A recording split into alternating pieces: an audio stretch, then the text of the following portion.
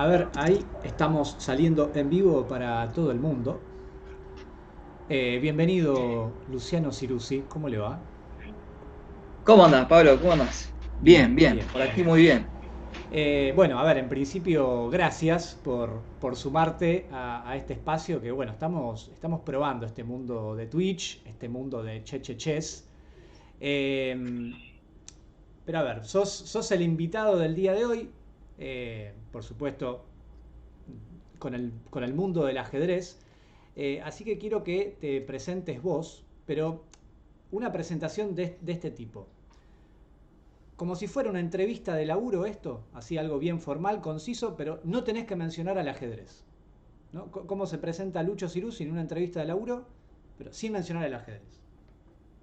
Bueno, en relación siempre a este juego ciencia del que estamos hablando, ¿no? Por ahí tiene que ir mi presentación. No, no, no, sin mencionarlo.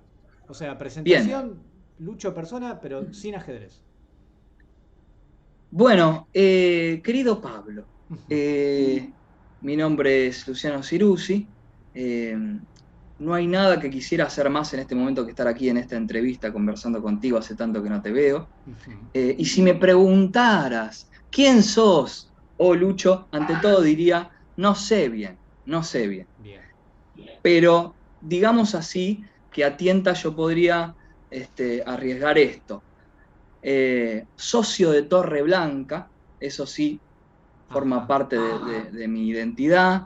Eh, Pero, bueno, perdón, ahí ya estás mencionando el sí. ajedrez, no estás respetando la Ah, consigna. ok, tengo que Sí, salir sí, completamente del mundo del ajedrez. absolutamente. Bueno, qué sé yo, tengo grandísimos amigos, es una de las primeras cosas que también me gusta decir. Sí. Eh, Tengo la mejor familia posible, ya que estamos y vamos a decir cosas, eso también.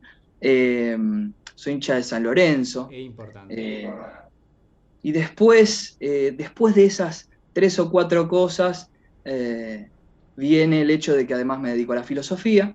Apa. Eh, es un mundo del que ya nunca podré salir. Y no mucho más, siempre es incómodo hablar de uno porque uno Bueno, es un paria más que el bueno, pero destino se hoy empeña en sos el deshacer. entrevistado y vamos a hablar exclusivamente de vos, así que bancatela, hacete cargo. Bueno, Y, bueno, y es más, seguimos con las presentaciones, pero ponele que lo de recién fue de una entrevista de laburo. Ahora sí. quiero que, ¿cómo te presentás tipo, en una situación de, llamémosle, levante? Una persona que te gusta, te acercás, presentación rápida y concisa de Luciano Ciruzzi, sin hablar de ajedrez, tampoco, ¿no? Prohibido hablar de ajedrez. ¿Cómo se presenta Luciano Ciruzzi? Bueno, vos vas a estar de acuerdo conmigo, Pablo, en que no hay nada peor en esos casos que intentar una presentación. Cualquier formalidad, cualquier forma acartonada de diálogo conduce al peor de los caminos. Por lo tanto, como esas cosas se dan solamente de improviso, se dan sin querer, se dan por un roce de codos inesperado, una circunstancia que no estaba en los planes, no, me costaría también inventar una presentación. Así que como verás, soy el anti-presentación. No Me encuentro encanta. ninguna circunstancia en la vida en la que sea provechoso presentarse y decir, bueno, hola, ¿qué tal? No, aparte a nadie le interesa en Me general. gusta, me gusta, me gusta, me gusta. Estamos de acuerdo, pero bueno, que quería ver si te hacía pisar el palito y te hacía decir alguna ridiculez, pero está bien. A vos tampoco te veo en esa situación diciendo buenas tardes, dando la mano, soy No, Pablo, sí, sí, ¿no? yo hago eso, yo hago eso. ¿Sí? Ah, mira, Sí. mira. Y cómo te va? No es mal, mal. Claro, claro, a mí tampoco me va bien. Así que, así que no hay Bueno, pero problema. ahora sí, pasamos más al mundo de los escaques, más al mundo del ajedrez. Eh, ¿Quién es Luciano Ciruzzi en ajedrez? ¿Cómo te presentás? A ver. Bueno, a mí me gustó mucho el ajedrez de muy pibe. Le dediqué mucho tiempo cuando era chico. eh, Competía. Nombremos de nuevo ahora sí a Torreblanca, que es el lugar que para mí más, vos me decís ajedrez y yo pienso en Torreblanca y pienso en mis amigos de Torreblanca y pienso en mi familia torreblanquina. Así que hoy para mí el ajedrez es sobre todo Torreblanca, más que el juego en sí, incluso. Eh, el juego a veces me gusta más, a veces me gusta menos. Ya te digo, cuando niño estaba muy apasionado, después se fue perdiendo ese fuego inicial, después la vida, después uno descubre que afuera del tablero hay relaciones sociales, Sí. hay conflictos históricos, políticos, que hay motivos para dejar de estudiar por un momento una variante extravagante de la siciliana, pero además descubre que a lo mejor no es para uno, ¿no? A lo mejor descubre uno que se puede disfrutar de otra manera, no compitiendo. Eh, Así que hoy, para mí, el ajedrez es fundamentalmente eso. Torre Blanca son mis amigos que me dio el ajedrez, que son hermanos de la vida. Y por otro lado, la docencia. La docencia es mi lugar hoy donde más cómodo me siento. Me siento muy bien acompañando a los pibes que van formándose en Torre. Bueno, tengo alumnos Bien. particulares. Hoy en día sos más profe que jugador, se puede decir. Sin duda, sí. Ok. Sí, sin duda, sin duda. Sí, sí, sí. Sí. Pero bueno, como jugador también tuviste tus logros importantes, tus victorias importantes.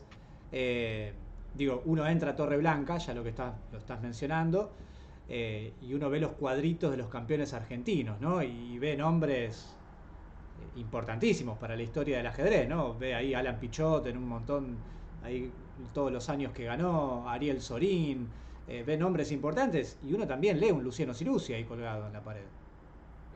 Sí, es cierto, para qué renegar de aquello? Bueno, ese campeonato argentino al que te estás refiriendo, yo era sub-14, fue un torneo muy bonito que me permitió además luego representar a Torre y al país en torneos afuera.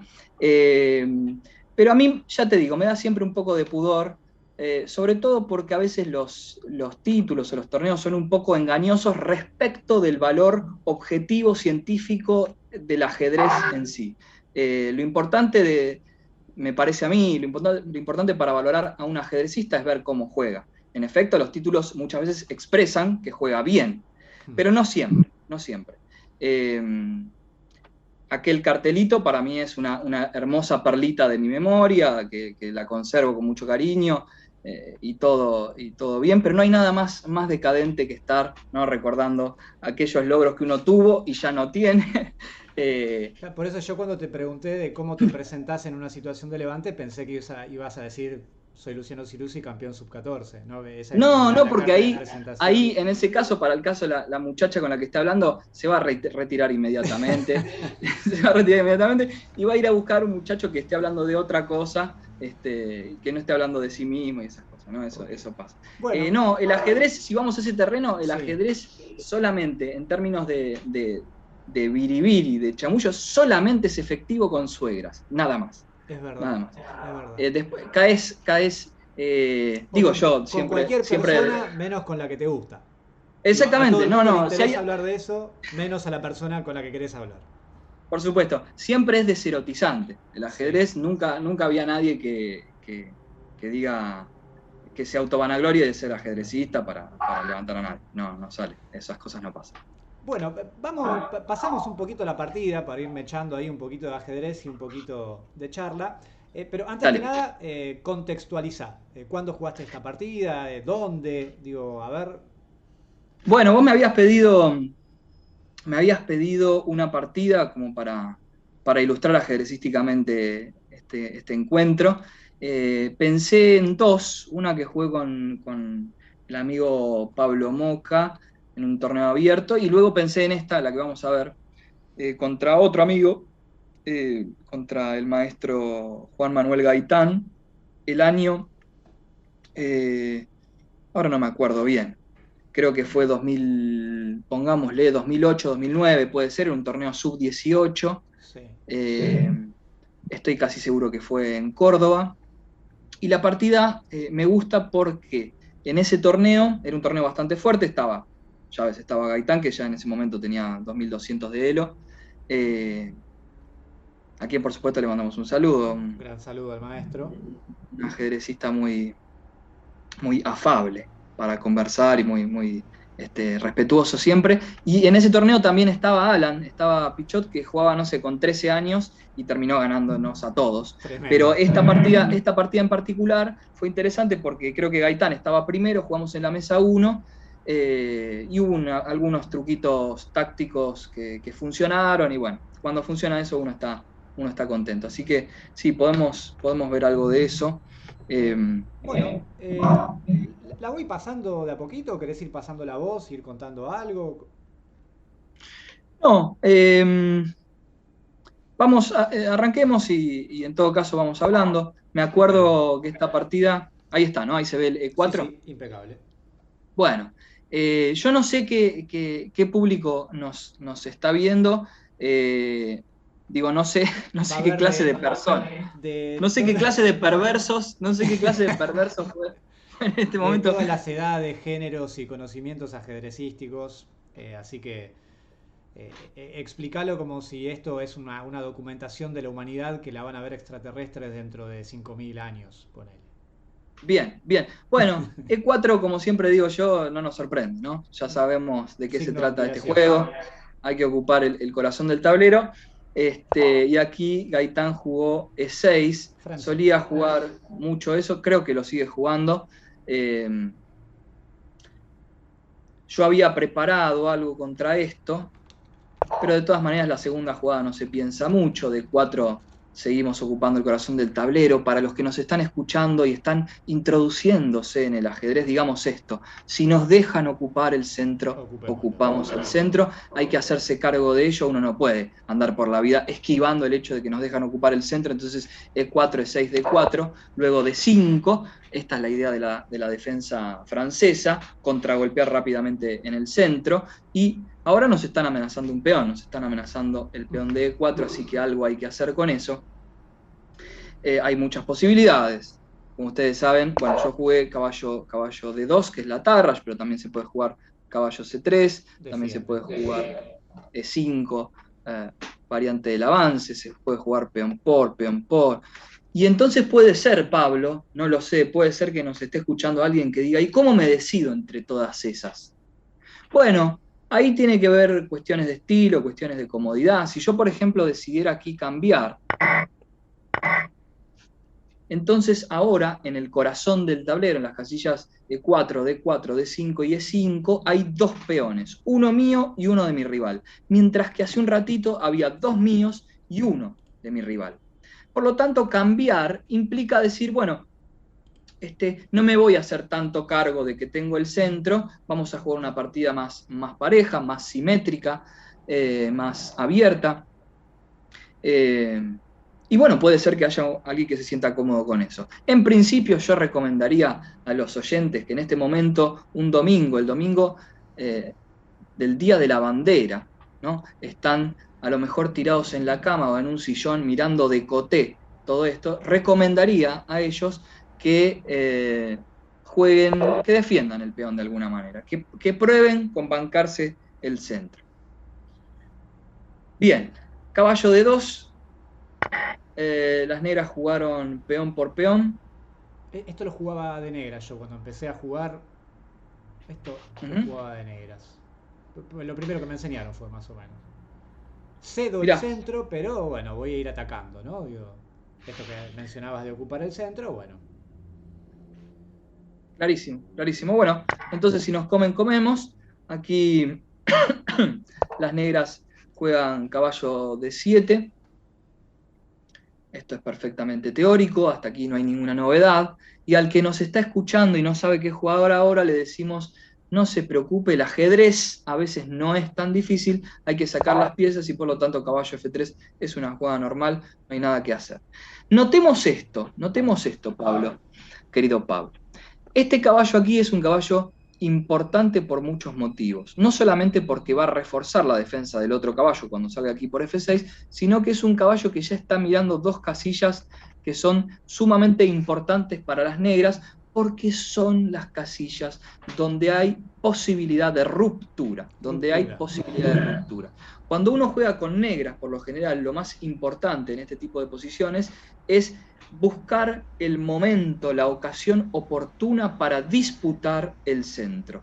Porque vos bien sabes, Pablo, que el ajedrez, al igual que la política, al igual que el fútbol, al igual que la guerra, es un juego de espacios. ¿Qué quiere decir que el ajedrez sea un juego de espacios? Que cada espacio que tengo yo es un espacio que no tiene el otro. Por lo tanto, en la apertura lo que se disputa es un poco el centro por eso mismo, y las negras tienen que estar viendo en qué momento pueden llegar a hacer, por ejemplo, C5 para sacarle este peón central al blanco, que es el que está enfrente, que en este caso era yo. Bien, caballo F3, caballo F6. Sí, desarrollo, ¿no? Continuamos sacando las piezas. Nada nuevo. Caballo G3, alfil E7. Bien, y mientras vas pasando acá el inicio de esta partida, que como bien decía, son jugadas de desarrollo, sacar las piezas, los jugadores están saliendo a la cancha, si así lo podemos llamar, siempre mirando para el centro. Yo te voy a ir llevando y trayendo del tablero. Sí, sí. Te pregunto, o sea, nada que ver, salimos tema random ahora. ¿Cuál es tu primer recuerdo? Mi primer recuerdo. Sí. Viste que a veces uno tiene una imagen ahí que le quedó y decir, la verdad que este es el primer recuerdo de mi vida que tengo, de más niño. Sí, bueno, me agarrás en frío. Voy Una a idea. hablar de una pelota medio como de plástico, no, sí, de una cuerina berreta que tenía cuando era muy, muy chico en la casa de Espinosa, donde vivía yo. Viste que uno de los hogares los refiere después por las calles en donde quedaba. Claro. Entonces ya para mí la infancia es Espinosa. Espinosa, sí. Ahí cerquita ¿Espinosa y de qué? ¿A dónde? Espinosa, vivía en Espinosa entre Espinosa y Paysandú. Espinosa y Paysandú. Mira vos, yo estoy ahora acá en Espinosa y Juan B. Justo, a una Claro, cuadra exactamente, mirá exactamente. vos, de tu primer recuerdo. Este, así que sí, recuerdo esa pelota, que algo me cantaban mis viejos cuando yo le pegaba esa pelota, eh, que ahora no me acuerdo. Que ahora no me acuerdo, pero bueno, ellos después se Pero van a algo hay. acordar. Sí, sí, Bueno, sí. y Así sabes que que bueno, te agradezco que me hayas. no, por Me gusta favor, este modelo de entrevista que me desorientás es la y ahora idea, tengo es la que. idea. Porque bueno, también hay muchos niños que siguen el canal, niños que están empezando a estudiar, a jugar ajedrez. Y entonces me gustaría preguntarte, ahí llevándote a los recuerdos, eh, en la primaria, el mundo primaria, si es que hay Ujú. respuesta a esto, pero ¿hay alguna maestra, señorita que te acuerdes como la mejor y otra que te acuerdes como la peor? ¿Y por qué? Sí, por supuesto, por A ver, supuesto. a ver. Me me acuerdo de una, de una maestra, de una maestra de la primaria que se llamaba Liliana Enriotti. La señora Lilia. Sí, sí, una verdadera maestra, sobre todo porque nos enseñó a leer, y no me refiero a primer grado o a segundo, me refiero a séptimo grado. Es decir, nos enseñó a leer con paciencia, nos enseñó a leer literatura, nos enseñó a disfrutar de un texto, a escuchar cómo suenan las palabras, por ejemplo, cuando uno lee poesía. Eso lo recuerdo con mucho cariño, al punto de que después, cuando terminé séptimo grado y me fui a mi secundaria, al Cortázar. Después me quedé en contacto con aquella maestra. Qué lindo. Yo escribía cuentitos, boludeces, y se los mandaba para que me corrigiera. Bueno, historias de un niño. De un Pero niño. ahí te armaste un lindo vínculo. Muy bueno. Sí, sí, sí. Después ya no sé en qué andará la profe Enriotti, una verdadera maestra. Y si Bueno, hablamos del peor o la peor, eh, sí, hablemos de Dorita. la Dorita, señora Dorita, ¿qué pasaba ahí? sí, segundo grado, Dorita. eh, sí, era amiga de los vigilantes, Dorita, Ah, ah, ah, ah, ah. digámoslo así mal y pronto. Eh, bueno, y a ver, y en la secundaria, ahí también un resumen de mejor y peor profe. También tuve profesores excelentes, allí tuve muchos buenos, pero hablemos de una que que era mala. Hablemos de una que era mala, pero no mala porque no supiera, mala porque contenía una maldad. Había evidentemente reprimido su felicidad en la vida y necesitaba volcar en nosotros su desdén y su bronca. No la voy a nombrar, era una profesora de literatura.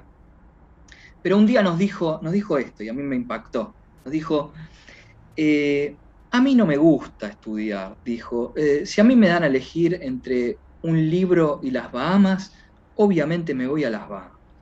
Y a mí me hinchó un poco las bolas eso, porque a mí me encantaba leer, a mí me encantaba leer, y para mí la respuesta ante esa disyuntiva es obvia, me llevo los libros a las Bahamas. Pero no, ella quería dejar claro que no le importaba la literatura en realidad, que era solo su trabajo y que tenía que ir a las Bahamas a descansar, a vivir la vida de la plenitud del sol, la Pobre playa. mujer, porque ese comentario tal vez puede ser válido en un bar, en la calle, pero siendo profesora de literatura, no. Pobre, digo. Exactamente. Entonces, a mí se me ocurrió preguntarle o decirle una cosa así, o creo que le escribí una especie de carta porque se me daba por escribir. Este, y, y me acuerdo que un amigo, Gastón, después saliendo, viste, cuando salí del aula, que siempre el profe se queda hablando con uno, me dijo que la profesora le preguntó si Cirusi no tenía acaso algunos problemas psicológicos. Así que Así que bueno, la recordamos hoy con cariño, porque en efecto tuvo razón, siempre Pero tenemos eso problemas no psicológicos. desmerecía tu reclamo o tu carga. Exactamente, No. exactamente. Así que, bueno, mira las cosas que me haces acordar. Yo pienso en general que los recuerdos personales no tienen ningún valor estético ni de entretenimiento, pero a lo mejor sí. Y no tanto por lo que yo pueda decir, sino porque en el momento en el que vos me preguntás eso, quien esté escuchando también se pone a recordar algo de eso. Claro, Y eso puede estar bien, eso puede estar bien. Así que no cuento con tanta culpa cero, mis cero, memorias cero. personales. Y última pregunta ahí de esta etapa de... Ahí justo llega Valen que está saludando, Rodri también manda saludos. Bienvenido, Valen. También un niño, alumno, que le gusta mucho el bullet, que bueno, que tiene que estudiar un poco más, pero viene muy bien, Valen. Eh, ¿Cómo fue, Lucho, lo que te acordás de... Hola, Luciano Cirusi, dice Valen. Eh, el post escuela, cuando terminaste la secundaria, viste que para muchos ese año, esos meses, es como que de golpe hay que tomar una decisión súper importante de, bueno, ¿qué hago con mi vida? ¿Qué hago con mi tiempo? ¿Trabajo? ¿Mm? ¿Estudio? ¿Cómo recordás esa etapa? Bueno, afortunadamente yo no tenía el problema de estar desorientado respecto de lo que me gustaba hacer. Yo tenía bien claro que me gustaba leer, estudiar, conversar, eh, pensar, siempre con mucha dificultad y seguramente con mucha torpeza, pero me gustaba eso. Y entonces me anoté en el CBC, primero para hacer comunicación y al ratito nomás me di cuenta de que no, de que las cosas tenían que ver con la filosofía. Estamos hablando del año 2012 y era un tiempo muy interesante. Yo en ese contexto vivíamos una situación de muchas preguntas en nuestra sociedad. No había nada que no estuviera preguntándose, ya sea a nivel de lo que se nos comunica a diario por los medios, ya sea a nivel del deseo, ya sea a nivel del modelo de país, ya sea, en fin, era una época bien interesante porque todo estaba en discusión permanentemente. Recordarás, Pablo, que no había sobremesa en la que no existiera un poquito de discusión, un poquito de... Y eso estaba extraordinario para mí, yo disfrutaba mucho de eso. Así que no fue difícil para mí darme cuenta de que yo quería estudiar filosofía. Eh, y entonces, bueno, además, nada, siempre muy, muy acompañado por mi familia y, y toda la pelota. Ya el ajedrez era un asunto bien lateral para mí. Me empezaba a dedicar más a la docencia, siempre estaba en Torreblanca, porque en Torreblanca uno va siempre a comer los sándwiches de Abel, pero ya no, el ajedrez ya no tenía nada que ver conmigo en ese momento y después volví de nuevo a entusiasmarme, sobre todo cuando aparecen los alumnos que a uno lo motivan a pensar cosas y esas Bueno, cuestiones. muy bien. Ahora que te veo muy cómodo y seguro hablando, te vuelvo a llevar al tablero. Así Bien, que bien, gracias. no te quiero ver cómodo en esta entrevista, así que volvemos a Muy ver bien. cómo continúa esta francesa. Alfile 7 habían hecho las negras, hay que seguir desarrollando, me imagino, ¿no? A ver cómo continuamos aquí. Esta partida que recordamos para los que se sumaron un poquito tarde, torneo argentino sub-18 en Córdoba, año 2008-2009, dijiste. Sí, más o menos, más o Okay. menos. Bueno, Porque teníamos, sí, 16, 17 años, sí, sí. Ahí va. Bueno, entonces seguimos, alfil de 7 y alfil de 3. Para Valen, por ejemplo, que nos está escuchando, para quien nos esté escuchando, esta es una de esas jugadas que nosotros llamamos jugadas naturales, es decir, jugadas en donde basta con que una pieza esté un poquito más contenta, con que desarrollemos, con que miremos hacia el centro, y aparte ahora el rey y la torre se miran a los ojos, por lo tanto estamos a punto de hacer enroque. Una cosita más, a ver si compartís esto que estoy improvisando ahora, Pablo. Sí. Uno podría preguntarse, acá todos los que están viendo podrían estar de acuerdo con que este alfil hay que moverlo, pero la pregunta podría ser ¿a dónde? ¿no? Y entonces hay tres candidaturas, E2, alfil D3, alfil C4, alfil B5 la descartamos porque no tiene mucha pinta. Ahora, atención con esto, puede ser que el peón de D4 sea una pista respecto de dónde poner este alfil. Porque si lo ponemos acá, no va a estar mal, y si lo ponemos acá, no va a estar mal. Pero lo que es seguro es que desde acá va a mirar a dos casillas, que son las casillas laterales a este peón, y además va a permitir la posibilidad de que este peón pueda llegar a C4, y mira, agreguemos por último, el peón H7, que es el peón más cercano a el rey cuando el rey se enroque, ¿no? Esto, en general diría esto como regla general. Cuando el peón está en D4, consideren seriamente que el alfil vaya a C3. Pasa mucho en los peones dama, pasa mucho en muchísimas estructuras así que termina uno con el peón dama como el peón central. Bien, nada más. Alfil D3, porque si no avanzamos más. Enroque corto. Enroque corto. Bien. Y acá este es un primer momento donde podríamos preguntar qué jugar.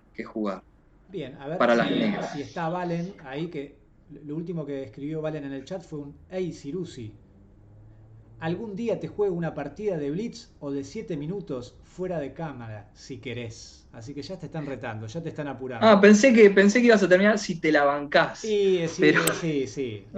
Es así, Valen. Acepto. Pero bueno, a ver, mientras yo aprovecho y hago un par de preguntas más, Valen, ¿qué imposibles ideas hay acá para jugar de negras? O quienes estén ahí. Yo pregunto Valen porque es el más activo acá con el chat. Rodri, si seguís ahí también, o los que estén.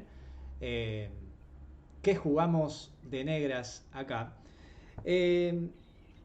Y aprovecho para preguntarte acerca de una anécdota ajedrecística, porque estuve hablando con Ariel Tokman, el querido Ari Tokman, que le mandamos un saludo, y me dijo: preguntale acerca de una preparación que hicimos una vez para una partida de un campeonato argentino. Una preparación de una partida. Me pidió que cuentes eso. Bueno, sí, es una linda anécdota esa. Fue en Junín, el año 2007, aquel año donde finalmente terminé ganando ese campeonato argentino, la final del campeonato argentino sub-14. Yo estaba en la habitación con Ari Tokman, que jugaba el sub-16, y con el otro gran amigo nuestro, que es Jack Split. Y en esa ocasión, cuando uno, comparte habitación con otros jugadores, que además son tan grosos como ellos, tiene la posibilidad de, siempre la noche anterior a la partida, preparar un poquito algunas variantes. Con Ari hicimos una preparación. Para los que nos están escuchando y no saben qué es preparar una partida, es fijarse en la base de datos qué juega tu rival y de acuerdo a eso elegir la variante con la que uno se sienta más cómodo, por lo menos para no estar sin recursos en la apertura, ¿no? Para saber dónde uno está parado. Bueno, vimos las partidas de otro querido amigo, que es Mauro González, que se dedica al periodismo, un jugador santafesino. Y fue una escandinava que la preparamos hasta la jugada 20 y pico. Obviamente la preparamos hasta la jugada 20 y pico sin ninguna esperanza. Siempre la preparación es para que luego no suceda. Pero sucedió todo de manera tal. No, es un placer Es un placer. Salió todo tal cual habíamos pensado. Entonces, estábamos en la jugada 28, yo había gastado 1 minuto en el reloj, el otro estaba con 10 minutos enloquecido y salió muy bien la preparación. Bueno, esa partida la gané y por suerte quedé bastante contento con eso. Qué lindo. Sí, sí, Además, sí. cuando pasa eso, uno dice, ¿hago acting como que estoy pensando o le juego de toque y listo, que se dé cuenta que ya la preparé, ¿no? ¿Vos qué opinás, Pablo? ¿Hay que hacer acting o no? Eh, las pocas veces que me pasó algo similar, de hecho, sí, una vez hasta me pasó que gané la partida en la jugada 15 porque había preparado una línea que sabía que ya era una línea ganadora. Y yo mientras estaba jugando decía, ¿qué hago acá? Digo, ¿juego rápido o me pongo las manos acá en la cabeza y miro el tablero para demostrar, uy, mirá la que fui encontrando? Y dije, no, yo le juego rápido. Ahí me venía la idea de Bobby Fischer, ¿no? Yo no creo en la psicología, creo en las buenas jugadas. Yo te hago la jugada, Claro, vos respondés, no voy a hacer ningún acting, nada raro. está Eh, muy bien. Igual esto me hace pensar en algo, que es no solamente la situación en la que ajedrecísticamente uno ya se da cuenta que está sucediendo todo lo que previó, sino en general, en otros ámbitos. ¿Viste? Cuando vos te das cuenta que las cosas están saliendo como lo previste, y entonces uno tiende a cancherear. O cuando, o para volver al escenario escolar, eh, ese momento donde la maestra preguntaba algo que vos sabías que sabías y nadie lo sabía, y entonces uno con total parsimonia levanta la mano y dice, sí, sí, la capital de Mongolia es Ulan Bator. Y uno recibe el clamor popular, ¿no? Porque cuando las cosas están saliendo bien, uno puede cancherear un sí. poquito, ¿no? Como, bueno, pasa mucho en el fútbol, ya volvemos a la partida, ¿eh? Pasa mucho en el fútbol, fíjate que Román, el más grande, Román Riquelme, Sí. después de tirar un amague que sale bien, la pisa siempre un poquitito de más, como si certificara con eso que las cosas salieron bien, como si canchereara una vez que ya hizo la gambeta, ¿no? Sí, lo Bueno, en fin, disfruto, lo disfruto. Acá exactamente. en el chat están tirando B6 para las negras. O ahora Rodri dijo o C5 rápido. ¿No? Ahí son las opciones que están apareciendo acá de negras para continuar. Bien, B6 o C5. son las dos principales, son las dos principales. Si alguno de ellos fuera alumno mío, yo diría que está perfecto, que no tengo nada que decir. Porque Pero son que lo alumnos más míos, son alumnos míos. pero, exactamente, pero que lo más importante, mejor, bien por ellos, bien por ellos. Lo más importante aquí es tener siempre presente el recurso de la ruptura, las jugadas de ruptura. ¿Cómo cuesta a veces hacer la jugada de ruptura? Las jugadas de ruptura son el alma de la posición, sobre todo para el que juega con un poquito menos de espacio en la primera parte de la partida. Así que C5. Y ahí, por supuesto, no tomamos de blanca, ¿no? Mantenemos el peón en el centro. Exactamente, sí. Si comemos, además, el caballo llega rápido, nos toca el alfil, es un problema.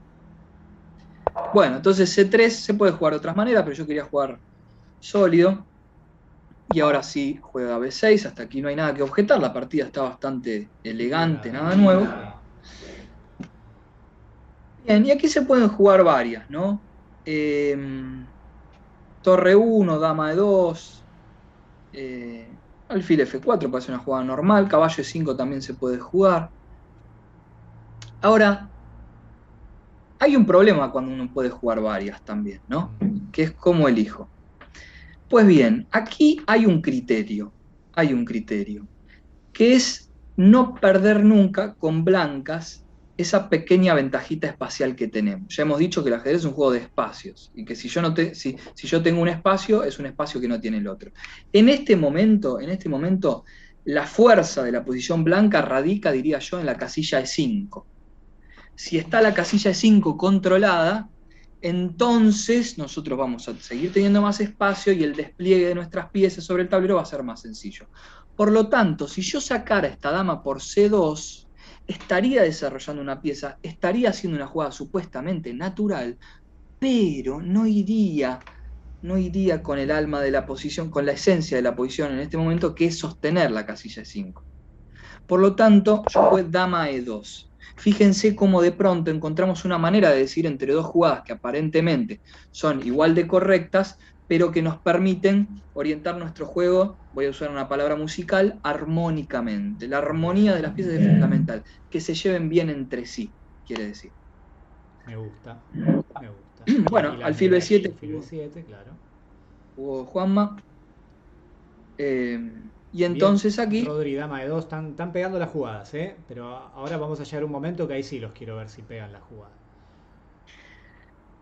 no se ve, ¿no? En la pantalla, Pablo, la partida al lado. Solo el tablero, tranquilo. Bien, Solo el tablero. bien. Bueno, torre E1. Y entonces algún distraído podría preguntar, ¿pero qué amenaza? Respuesta, nada, no amenaza nada. Sostiene la casilla que hay que sostener. Torre E8. Esta podríamos decir que, bueno, también es una jugada natural. Sería mucho decir que es errónea para nada, pero la idea no está jugando tan... sin blandas negras acá parece, ¿no? Como a medio jugadas muy naturales, pero bueno, habría que Sí. ver cuál es la idea en todo caso después de torre 8 que quiere hacer, ¿no? Pero Uh-huh. eh, Sí, sí, como si estuviera esperando. Bueno, un poco en ese torneo en particular era el estilo de Juanma, de Gaitán. Como si el tipo sacara las piezas y más o menos bien y después, claro, tiene un poder táctico tremendo el tipo, ¿no? Entonces busca el error del otro y ahí te castiga. Pero en este caso sí, el planteo no es muy pretencioso. Bueno, finalmente caballo E5. ahora sí. También se podía jugar alfil D2, pero ahora tenemos un caballo en E5. Y qué interesante, fíjense, el caballo en G3 como un soldadito que puede en algún momento llegar a H5 también y empezar a lastimar por G7 en algún momento. Bueno, lo digo como idea general porque ahora concretamente no hay nada. Pero caballo E5. Caballo por.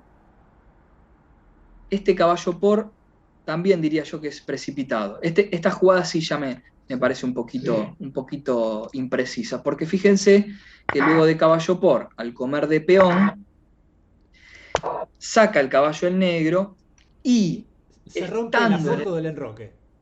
Así es, se rompe la foto del enroque. ¿Qué es la Gracias, foto del Pablo. enroque, Luciano Ciruzzi? Bueno, vos sabés, Pablo, que yo llamo por lo general la foto del enroque a la situación cuando uno ingresa en el living de la posición y ve, vamos un poquito para atrás, y ve esta conformación, ¿no? Si están todos estos integrantes, podemos hablar de la foto del enroque. Ahora, cuando en la foto del enroque hay alguna modificación, entonces ahí encontramos la pista para saber por dónde atacar. Porque una vez que se va el caballo de F6, entonces tenemos que estar muy atentos al peón H7, porque el peón H7 es el que ahora, modesto, humilde, pequeño, grita, ¿dónde está mi caballo defensor?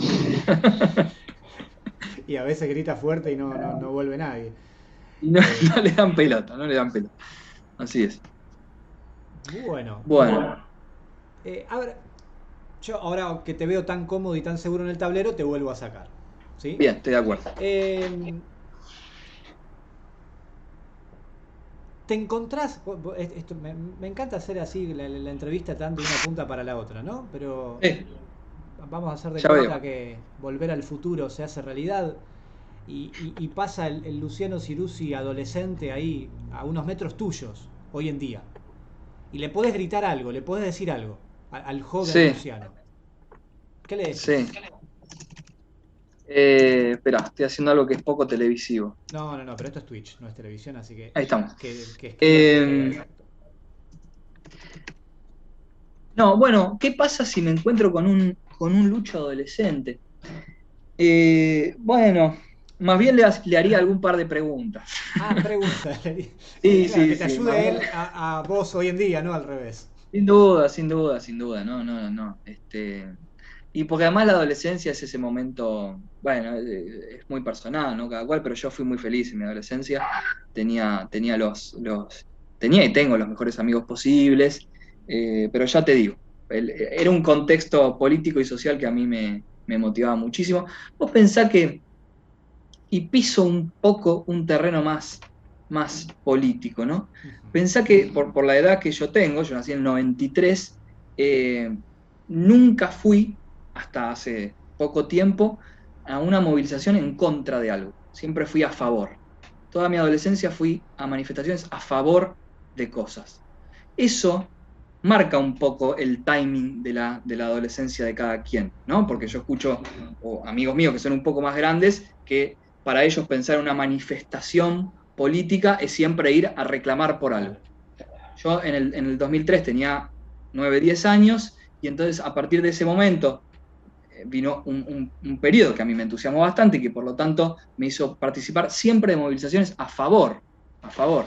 Por lo tanto, eso, sumado a que fui a la mejor escuela posible, llamada Julio Cortázar, aquí en el barrio de Flores, que estuve bien acompañado y, y que estaba, bueno, y que disfrutaba un poco de todo. Así que no sé, el otro día charlábamos con un amigo de estas cosas. Eh, Porque lo macabro sería pensar esto, Pablo, perdón, te cambio un poco la pregunta. Todo. Imagínate que vamos al 2008, 2006 y le decimos al Lucho del 2006 o al Lucho del 2000 o al Pablo del 2006 una frase como la siguiente: si van al velorio del Diego usen barbijo, Oh. ¿no? ¿Qué? Nos ¿Cómo? diremos, nos diremos que están completamente locos, ¿no? Como esas pequeñas cosas que dan cuenta de que el mundo ha cambiado muchísimo, que casi hoy en día es un mundo que no hubiéramos previsto jamás, ni el Lucho del 2006 ni el Pablo del Pero 2006. me gustó eso, ¿no? Me gustó eso de en lugar de advertir algo o de aconsejar algo, no, le voy a pedir ayuda, le voy a preguntar a él antes Por supuesto, por que supuesto. pedirle.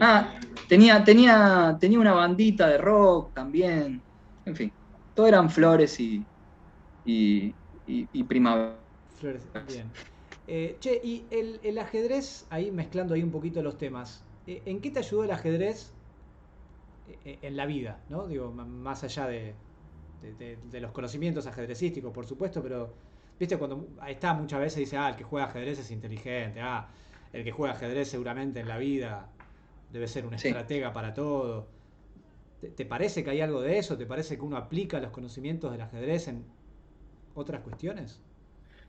No, para nada. O sea, me parece que la idea de que el ajedrecista es más inteligente está vastamente comprobado que no. Uno puede sencillamente ver la lista de FIDE ranking y luego recordar cómo son esos personajes en la vida cotidiana y decir, no, evidentemente, evidentemente no tiene nada que ver una cosa con la otra. No me acuerdo qué ajedrecista, qué campeón mundial dijo, el ajedrez te hace más inteligente, sí, para el ajedrez y nada más. Así que yo pienso eso. Sí, reconozcamos una cosa. A ver. Sí, hay cierto, que lo aprendí con el tiempo, ¿no?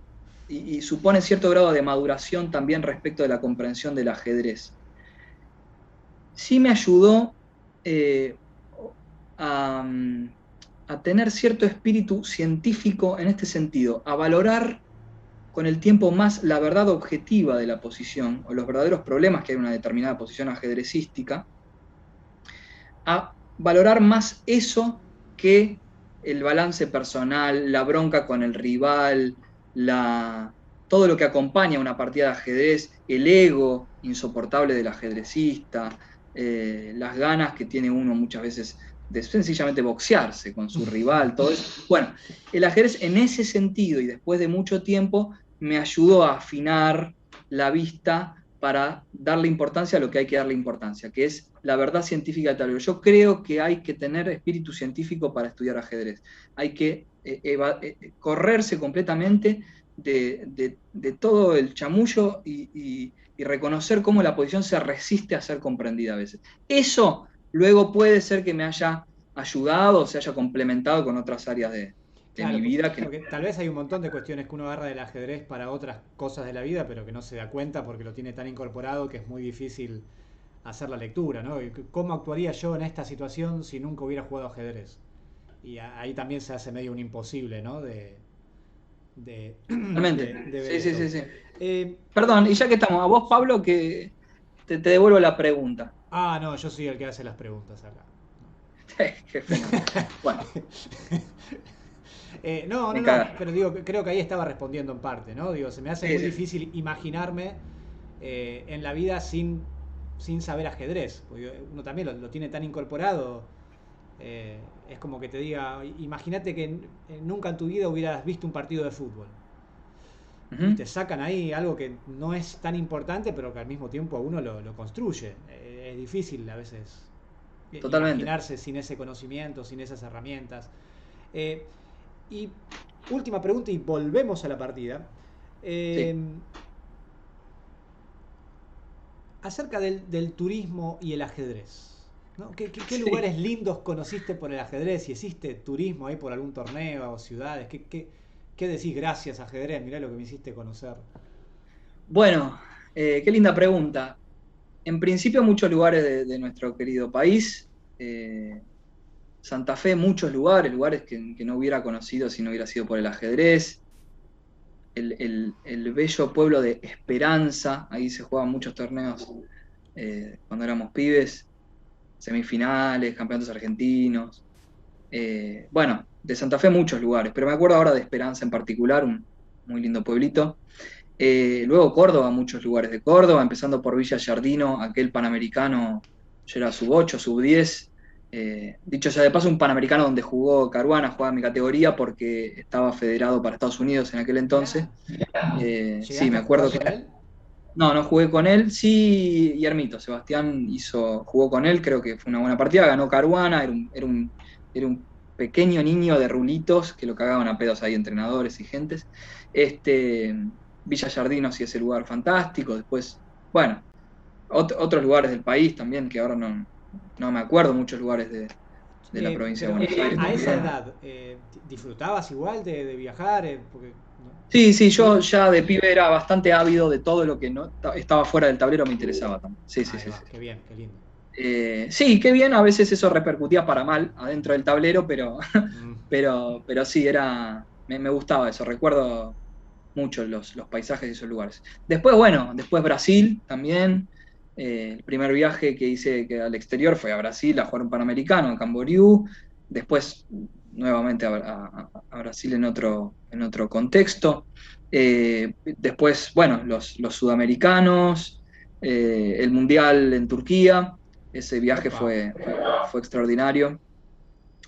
Sí, en el 2007 ese mundial que viajamos con Fede Pérez Ponza, la pasamos muy bien y con otro amigo muy querido que se llama Hernán Catelli, que fue padre hace poco.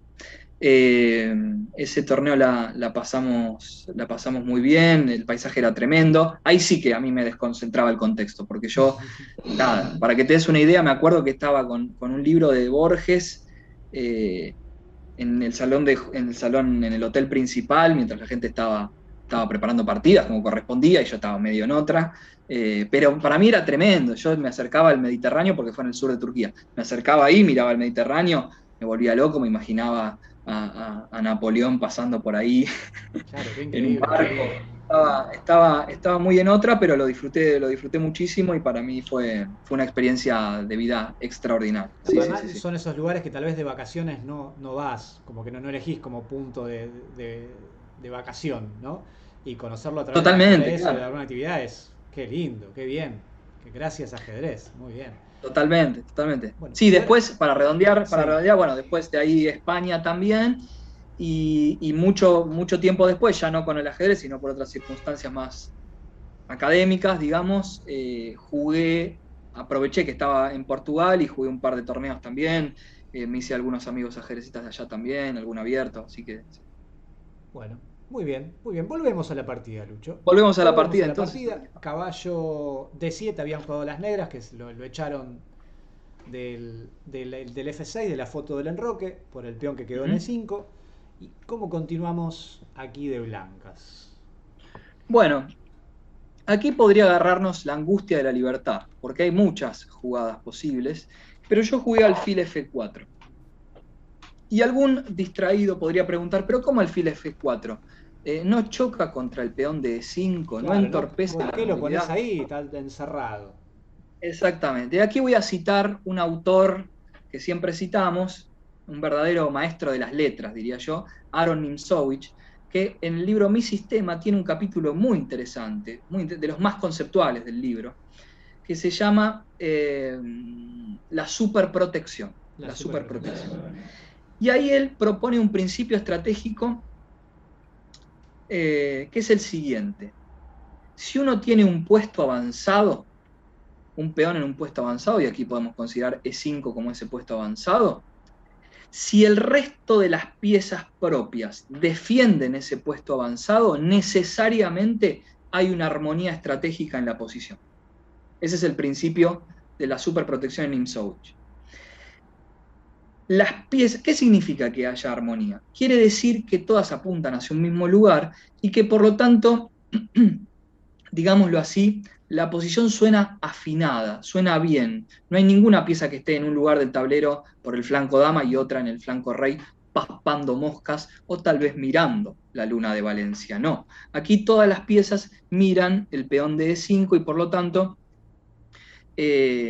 podemos decir que no tengo ningún problema estratégico. Claro, no es que no estamos amenazando nada con alfil F4, ¿no? No es que ahora amenazo. Sería más estratégico, más posicional, si se quiere. Ujú. Así es un tema estratégico. Como siempre, lo estratégico a veces es difícil de explicar porque no tiene resultados Claro. inmediatos.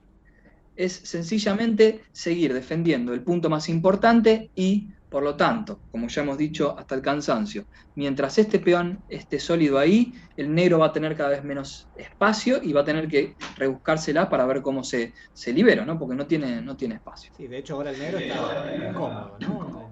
No sé, ahora no recuerdo cómo continuaba, pero Ujú. eh, Bueno, jugó dama dama C7, C7, sí, jugada natural, ¿no? conecta las torres, pasa, digamos, y entonces torre a D1. Seguimos sin inventar nada raro. Bueno, acá Juanma hace una jugada interesante, alfil F8. Interesante no, diría más bien eh, se saca de encima la jugada, juega alfil F8. ¿Cómo Hubiera pasó sido de mana. interesante a se saca de encima? Sí, es que me pasa eso, la palabra interesante es un comodín que uso en todas las Claro. clases que doy, pero nunca sé bien qué quiere decir interesante. Sí, Así que si alguien sabe qué quiere decir con interesante, todas que nos las explique. partidas de ajedrez pasa lo mismo, ¿no? Todos los momentos son interesantes.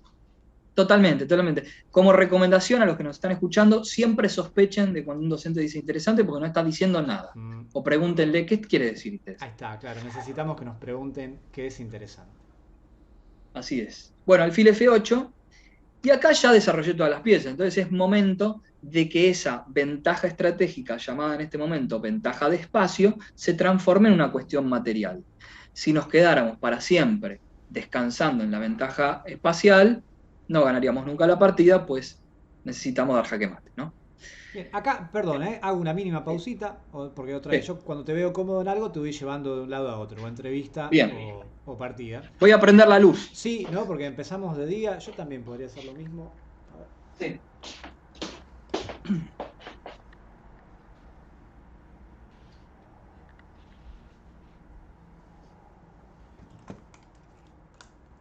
Ahora sí.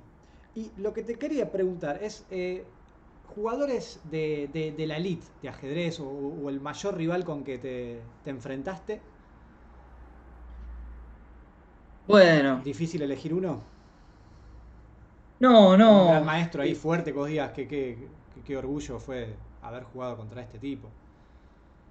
Sí, lo que pasa es que me pones en la situación incómoda de tener que mencionar a algunos amigos. Ah, Eh, bueno, como, como son, creo que el jugador más fuerte con el que jugué eh, es Alan. ahí va, bueno, perfecto, digo, está bien, tal vez ahí, digo, para los que están Eh, viendo y no te sí, sí, conocen, sí. digo, bueno, jugaste partidas con Alan Pichot, digo, va, igual me imagino que contra grandes maestros de Argentina, contra la Sí, mayoría, sí. me animo a decir, ¿no? No sé, Eh, con Flores, no sé si llegaste a jugar, o con Mareco. no, creo que por torneo no. Con Diego tomé clases un tiempo, entonces tenía un vínculo muy cercano. Mi profe particular de cuando era más pibe era Pablito Lafuente,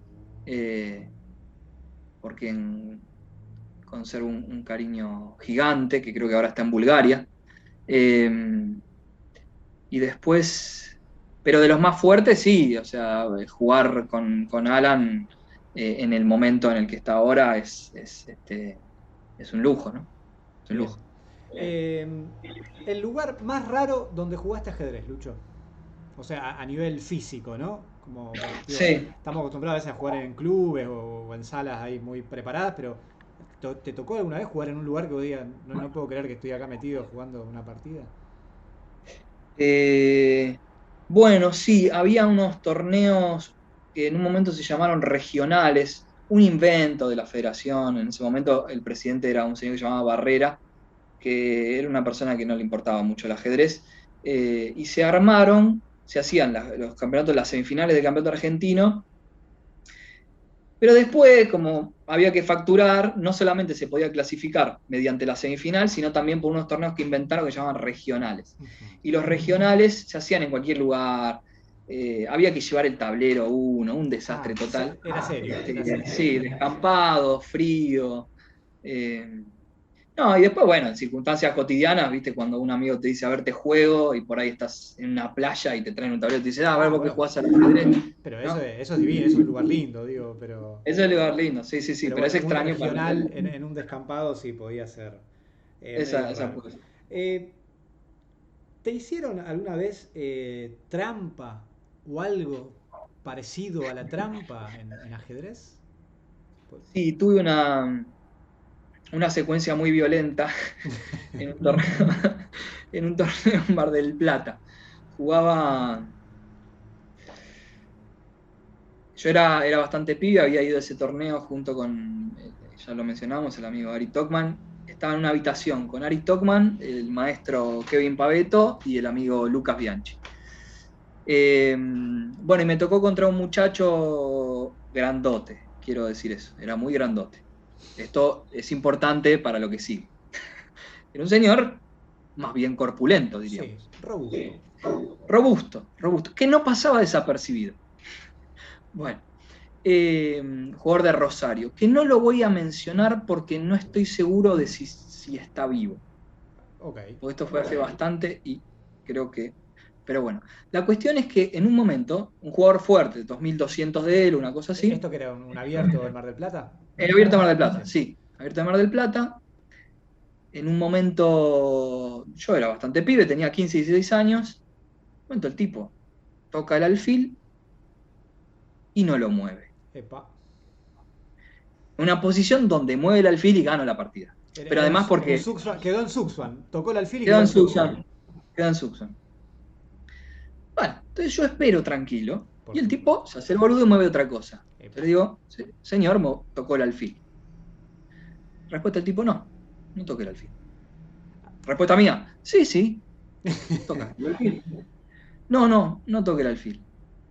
Eh, Y el tipo se Perdón, ¿no? queda. Para los Sí, que no saben, digo, en las sí. partidas presenciales es una regla que se sabe que cuando tocas una pieza estás obligado a moverla. Sí, digo, son así las reglas de juego. Sí, Valen, te estoy leyendo, si querés preguntar algo, te voy leyendo. Pero bueno, entonces acá el tipo tocó el alfil, tenía que mover el alfil, o esto también lo aclaro, si vos querés acomodar la pieza y por eso la tocas, tenés que avisar, tenés que decir compongo o acomodo, listo, ahí zafás. Pero bueno, el tipo acá negaba que había tocado el alfil. No toqué nada. Y en un momento, bueno, obviamente llamó al árbitro. Para los que no saben, se para el reloj, se juega con reloj los torneos, se para el reloj, llama al árbitro. El árbitro viene, era un auxiliar, un árbitro sin ninguna experiencia. Y entonces nos pregunta qué pasó. Yo digo, tocó el alfil, el tipo dice que no. Qué difícil ahí, porque es palabra contra palabra, ahí no hay bar, no hay nada. Es dificilísimo. El árbitro dice, bueno, es su palabra contra la tuya, me dice, no puedo, no tengo criterio para decidir. Entonces yo digo, de acuerdo, no se juega más. No voy a accionar de nuevo el reloj porque me están robando. Eh, Se empieza a juntar gente porque en el medio el tipo, gigante como era, se queda porque era gigante. ¿Viste esa gente gigante pero que tienen rostro de gente tierna? Esa gente que uno más bien esa gente la quiere abrazar. Bueno, así era el tipo este. Pero yo en ese momento quería hacer cualquier cosa menos abrazarlo. La cuestión es que el tipo se queda quieto así y yo, bueno, ya me conocés lo suficiente para saber que me enojo bastante rápido, le empiezo a decir con el mejor lenguaje que encuentro, que es una persona detestable. Pero se lo digo así, o sea, no le dije, sos una porquería o sos una... No, le dije, sos una persona detestable, humanamente es terrible lo que estás haciendo, así. Entonces hablando, le empiezo a decir, es evidente que estás haciendo trampa, sos una miseria humana, y ahí empiezo a escalar. Empiezo a escalar. Por supuesto, esto lo cuento sin ningún orgullo, pero la falta había sido que el tipo estaba haciendo trampa. Aparte, después de 3 horas de partida, estás pensando ahí, loco, vamos, somos grandes. Viene el árbitro principal y me dice que me van a molestar. En ese momento, creo que era el OBS. Me dice que me van a todo esto molestar. la partida parada. Parado, sí. Y quedaban 2 partidas. En la mesa 1 estaba jugando Andrés Rodríguez contra Flores y yo en la mesa 80.000. A los gritos. Estaba ahí y estaban todos al lado mío. Estaba todo el mundo al lado mío. Y yo, bueno, sigo así. Me dice, y el árbitro se le ocurre decirme, si usted quiere apelar el fallo, puede pagar lo que, no sé, en ese momento era 100 pesos al comité de apelación para que revea el fallo. Y entonces yo le digo, encima me querés currar. Bueno, y una serie de improperios. La cuestión es que finalmente terminé aceptando eso, obviamente perdí la partida. En el medio es totalmente tablas, me cuelgo todo, en fin. Y Así la que cabeza estaba al otro lado, absolutamente. ya no se puede jugar con eso, no. Pero bueno, había testigos también, fue muy alevoso lo que pasó. A mí me da mucha bronca esas clases de injusticia. Así que bueno, esa es la anécdota. Sí, porque uno también relaciona el ajedrez con una cierta. Me sale caballerosidad, que no es la palabra, ¿no? Porque no es algo exclusivo de caballero, ¿no? Pero con una buena leche, con buenas intenciones, que, bueno, si uno pierde, si se equivoca, tiene que estar dispuesto a eso. Y la gente que hace trampa o que está ahí siempre buscando algo extra ajedrecístico solo por la victoria, digo, no puede ser. Es Y una más cosa sobre loca. todo jugadores fuertes, que se nota que le dedicó tiempo, que estudió, que sabe de ajedrez, me vas a hacer trampa en una partida, es medio. Es de una persona detestable. No hay otra palabra. Miserable, Miserable, totalmente. sí. Sí. Acá Valen en el chat dice que a él también le hicieron trampa, pequeñas trampas, por así llamarlas, bueno, por lo online también, ¿no? Mucha gente empezó a jugar ajedrez online y lo difícil, casi que no se puede jugar ajedrez, porque ajedrez pensado online no se puede. Y bueno, hay tantas trampas que hay en lo que es online. Valen recién contaba que en los torneos arena, si ganaba una partida, él quedaba primero y el rival que estaba perdido le dejó correr el reloj. Viste la típica. Entonces terminó el torneo, el reloj seguía corriendo y bueno, no quedaste primero. Ahí tampoco sé si es llamarlo trampa porque es legal, ¿no? Dejar correr el tiempo. Hay zonas limítrofes. Vacíos legales. Pero bueno, es como en un presencial que estás perdido y te queda 1 hora en el reloj y te vas. Y no abandonás. Exacto. Se puede hacer.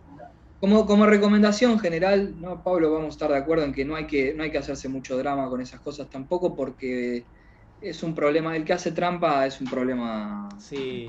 Lo padece él mismo. Pobre de esa gente que no sabe disfrutar del ajedrez. No hay que hacerse mucho rollo. ¿Quién te enseñó a jugar ajedrez? Y esta pregunta y vamos a la posición ahí más interesante de la partida. Bueno, en principio mi viejo, que por ahí me está viendo y lo saludo por el Día del Padre, que todavía no lo llamé, ahora lo voy a llamar. Mira, feliz día, Don Cirusi. Sí, a mover las piezas me enseñó mi viejo. En mi casa pasó algo lindo que es lo siguiente. Mis abuelos, el padre de mi padre y el padre de mi madre, Mario y Micael se llamaba mi abuelo materno, Micael. Ambos fallecieron antes de que yo naciera, y sin embargo, antes de que yo naciera, porque fallecieron un poquito antes, me dejaron ambos un regalo, y ambos me dejaron un ajedrez sin saber que el otro me dejaba un ajedrez. Así que muy fuerte, muy simbólico. Muy lindo, sí. Así que me enseñó mi viejo a mover las piezas, podríamos decir que heredé ese amor por el Claro. ajedrez de mis abuelos, Una pesada pero herencia. exactamente, una bella herencia. Y después una particularidad que es que yo cuando era muy chico estudiaba piano y con mi profe de piano, como mi viejo tardaba mucho en pasarme a buscar porque siempre colgaban, terminaba la clase y nos quedábamos jugando un poquito al ajedrez y él fue el que me recomendó Torreblanca y ahí fui cuando tenía 7 años. Mirá qué bien. Bueno, tengo que mencionar, compartimos que estudiamos piano de chico, no recordaba esto si lo habíamos hablado, y que mi abuelo, que también paterno, esto no sé si te lo comenté alguna vez, él falleció cuando mi papá era muy chico, Ajá, él fue un socio fundador del Club de Ballester, así que también mirá, ahí tengo ahí como un legado de abuelo no conocido con el ajedrez. Eh, Volvemos al tablero, Luciano. volvemos al tablero, volvemos al tablero. Eh, Bienvenido, Ale. Bueno, a ver, acá sí los quiero, a los que estén conectados ahora. Alfil F8 jugaron las negras. Las blancas, como decía Lucho, tienen ya las piezas desarrolladas, bien ubicadas. Podemos empezar ya a pensar en, bueno, qué pieza puedo mejorar, ¿no? Vos, Lucho, corregime, pero Así podemos es. decir, todas las piezas Acá, están acá jugando. el desafío acá es cómo empiezo a transformar esa ventaja espacial en algo material, ¿no? Porque acá evidentemente las blancas están un poco mejor. Ya dijimos que la foto del enroque está descuajeringada, no está el caballo de F6, el peón de H7 está ahí en situación de alarma, en cualquier momento se puede venir algo. Y acá hay varias jugadas posibles con blancas. Perdón, habían preguntado por qué no alfil G5. eh, Rodri había preguntado si no podía jugar alfil G5 en lugar de alfil F4. Pero no, creo que estaba el alfil en E7 y la dama en D8, ¿no? A ver si podemos Alfil volver para atrás. G5, sí, Eh, Antes de alfil F4. No, no, ahí alfil G5 se cuelga, no, no se puede, no. claro, claro, ahora No sé si está. Rodri era otra la. O alfil B5 habrás querido decir, pero no, no creo. Alfil B5 puede ser acá. Sí, pero ahí estamos sacando el alfil de una buena casilla, ¿no? Además. Exactamente, sí. Eh, Este lo necesitamos en esta diagonal, no hay Ah, o dudas. antes de dama C7 en lugar de alfil F4. ¿No? Alfil B5 tocando el caballo de D7 tal vez. A Ah, ver. a ver, una más para atrás. No la veo, no la veo. Ah, no, no, porque fue torre de 1. No, no, no, está bien, no, no importa. Torre de uno. Bueno, y finalmente acá, si te parece, adelanto Sí, un sí, sí, cacho. vamos, vamos. Jugué dama G4. em, que prepara un ataque bastante sencillo, ¿no? Porque como las negras, atención, esto es otra pista que hay que tener presente a la hora de atacar. Eh, una pista estratégica para saber si un ataque va a funcionar o no es saber cuán cerca está del propio rey la dama del otro. Fíjense que esta dama está en este momento impedida de regresar porque este caballo está en el medio, este caballo tampoco puede volver, es decir, que las fuerzas defensivas del negro en este momento no son tantas, por lo tanto, si nosotros tenemos más fuerzas ofensivas, el ataque tiende a ser bueno. Dama G4 mira G7, por lo tanto acá ya se puede pensar en un caballo H5 seguido de un alfil H6. Es más, fíjense que alfil H6 ahora parece ser una jugada fuerte porque amenazo, si no estoy viendo mal, ya un alfil por G7 y alfil por caballo H5, me parece que esta posición es tremenda, ¿no? Ya ahí estoy. Bien, te están mandando saludos, Lucho, y dicen que es muy lindo escucharte, Miguel Dimase. Bueno, un abrazo grande a Miguel. Compartimos amistad con Miguel, compartimos un grupo de los más queridos, que es el de los orcos, el de los habitués de la orquídea, del bar de Acuña Ah, y muy Corrientes. bien. Bueno, dama G4. Apuntando los cañones, misma columna que el rey. Ahí podemos empezar a oler la táctica, ¿no? También, de a poquito. Así es, ya se olfatea, se olfatea. Este, al punto de que alguien podría preguntar, ¿alguien se mandó un dama G4? Así de fuerte se olfatea la táctica en esta posición. Torre de 8, las negras están jugando como si no pasara nada, ¿no? Siguen acomodando las piezas, dice, bueno. mi rey está bien. Exacto. Y acá podemos pensar un poquito con blancas, ¿no? ¿Cómo seguir? Bien, acá sí es un momento para los que estén conectados eh, empezar a pensar ideas, buscar ideas para ver cómo continuamos en esta posición. Está para un cuadrito, ¿no? Digo, tengo todas las piezas bien ubicadas, las torres, los alfiles, la dama, el rey ahí en peligro. Y yo aprovecho y te hago más preguntas, Lucho, porque... Dale, pero hagamos una cosa, Pablo. Sí, Avancemos 2 jugadas y vamos a las, sí, a las sí. preguntas, ¿no? Porque aquí, atención, caballo H5 un poquito se nos va de las manos, ¿no? Bien. Caballo H5, miramos a G7. Creo, si estamos todos de acuerdo, que se puede venir ya mismo hasta un caballo por G5, por G7 o un alfil H6 directamente. La situación es muy alarmante para las negras. Ahora sí, las negras jugaron rey H8 Saliendo ahí de los rayos X de la dama. y vamos a poner este desafío ajedrecístico al revés de como se suele hacer. No vamos a preguntar qué jugada jugar aquí con blancas. Vamos a mostrar la jugada que yo hice aquí.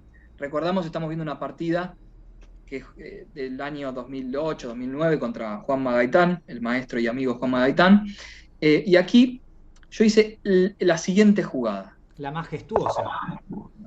Alfil H6, que parece un poco extraña, y entonces la invitación, mientras vos me haces las preguntas que quieras, a los que están viendo es, ¿qué pasa si nos comen G por H6? ¿Ganan las negras una pieza limpia o no? ¿Me equivoqué o puede haber alguna cosita? Ese es el desafío. ¿Qué pasa si peón por H6? Y mientras tanto, yo estoy preguntando, tema de ajedrez, algún libro que te haya marcado. Bueno, yo descreo un poquito de, De los libros. sí, de los libros. No, de los libros no. En realidad, casi en lo único que creo son los libros, pero en la cuestión estrictamente ajedrecística, si uno quiere progresar, me parece que no queda otra que hacer táctica. Bueno, vos sabés, yo siempre he dicho con eso. Hay que sentir la resistencia del tablero, como dice el maestro Tucho Méndez. Está muy bien leer libros, está muy bien. Si uno quiere leer, disfrutar de una lectura, cualquiera de los de Nimzowitsch son libros hermosos de leer, los Grau, por supuesto, ¿no? Pero para entrenar hay libros también buenos. Y tenemos allí el de Boloquitín, creo que se llama Perfección en su ajedrez, que me lo había recomendado en su momento Galarce. El de Boloquitín es muy bueno. Después, bueno, está bien también, si uno quiere leer y pasar el rato leyendo un poco, los de Rawson, ¿no? Los 7 pecados capitales. Yo estaba con ajedrez para cebras, sí. Muy Son lindo. buenos libros.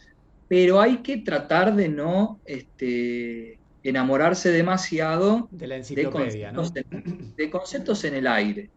Conceptos en el aire no sirve. Para progresar, me parece a mí que lo mejor que se puede hacer es trabajar duro con el tablero, poner posiciones y resolver. Poner posiciones y resolver, poner posiciones y resolver.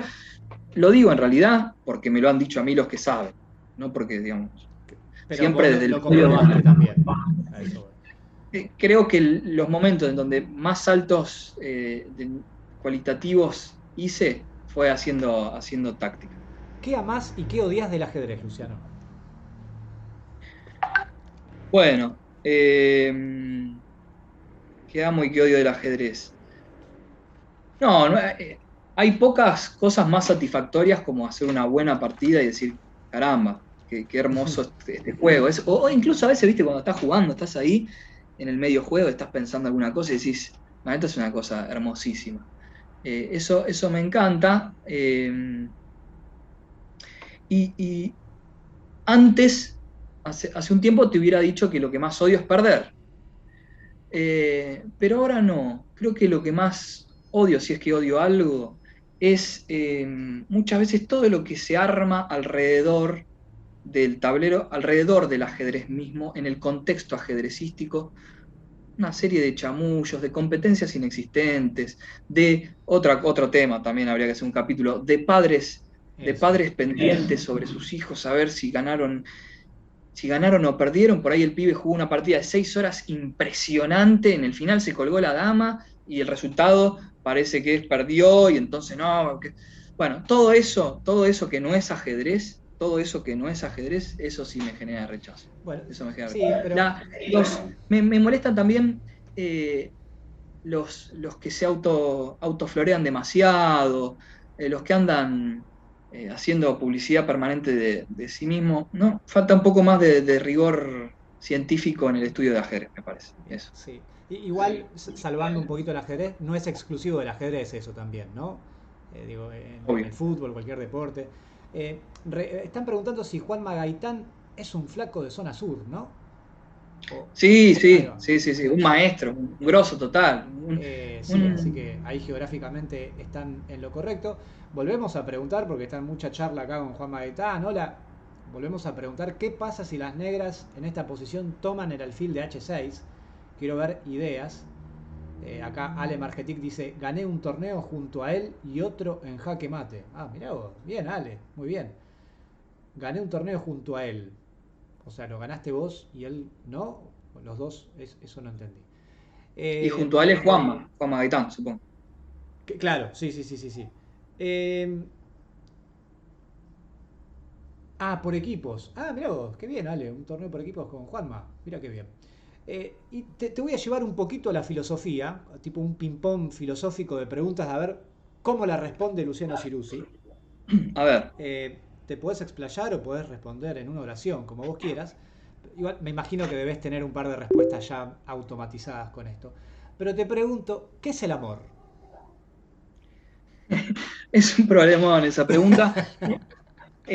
Mirá, en principio hagamos una distinción metodológica. Una cosa es que responda yo y otra cosa es que te responda desde el lugar de lo que la filosofía ha dicho, que ha dicho muchas cosas. Para despachar rápido la cuestión personal, en mi caso particular, el amor siguen siendo algunos nombres propios en mi vida y nada más. Eh, y luego la filosofía ha dicho muchas cosas. La filosofía ha dicho muchas cosas. Eh, Tantas que no podríamos, que podríamos pasarnos años hablando de esto. Solamente diré que si la filosofía se ocupó tanto del amor, es porque advirtió, ante todo, que si uno quiere pensar la relación sincera del ser humano con el mundo, no puede pensarla por fuera, cuanti menos por fuera del problema del amor. Eh, Además, es uno de esos problemas, como el problema del bien, como el problema de la justicia, que no se van a terminar jamás, que no se van a terminar jamás. Eh,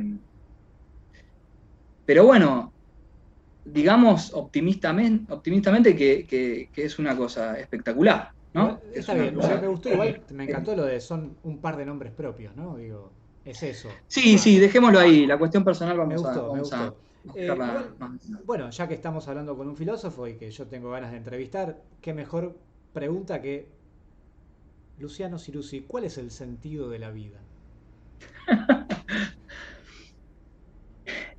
No, no sé.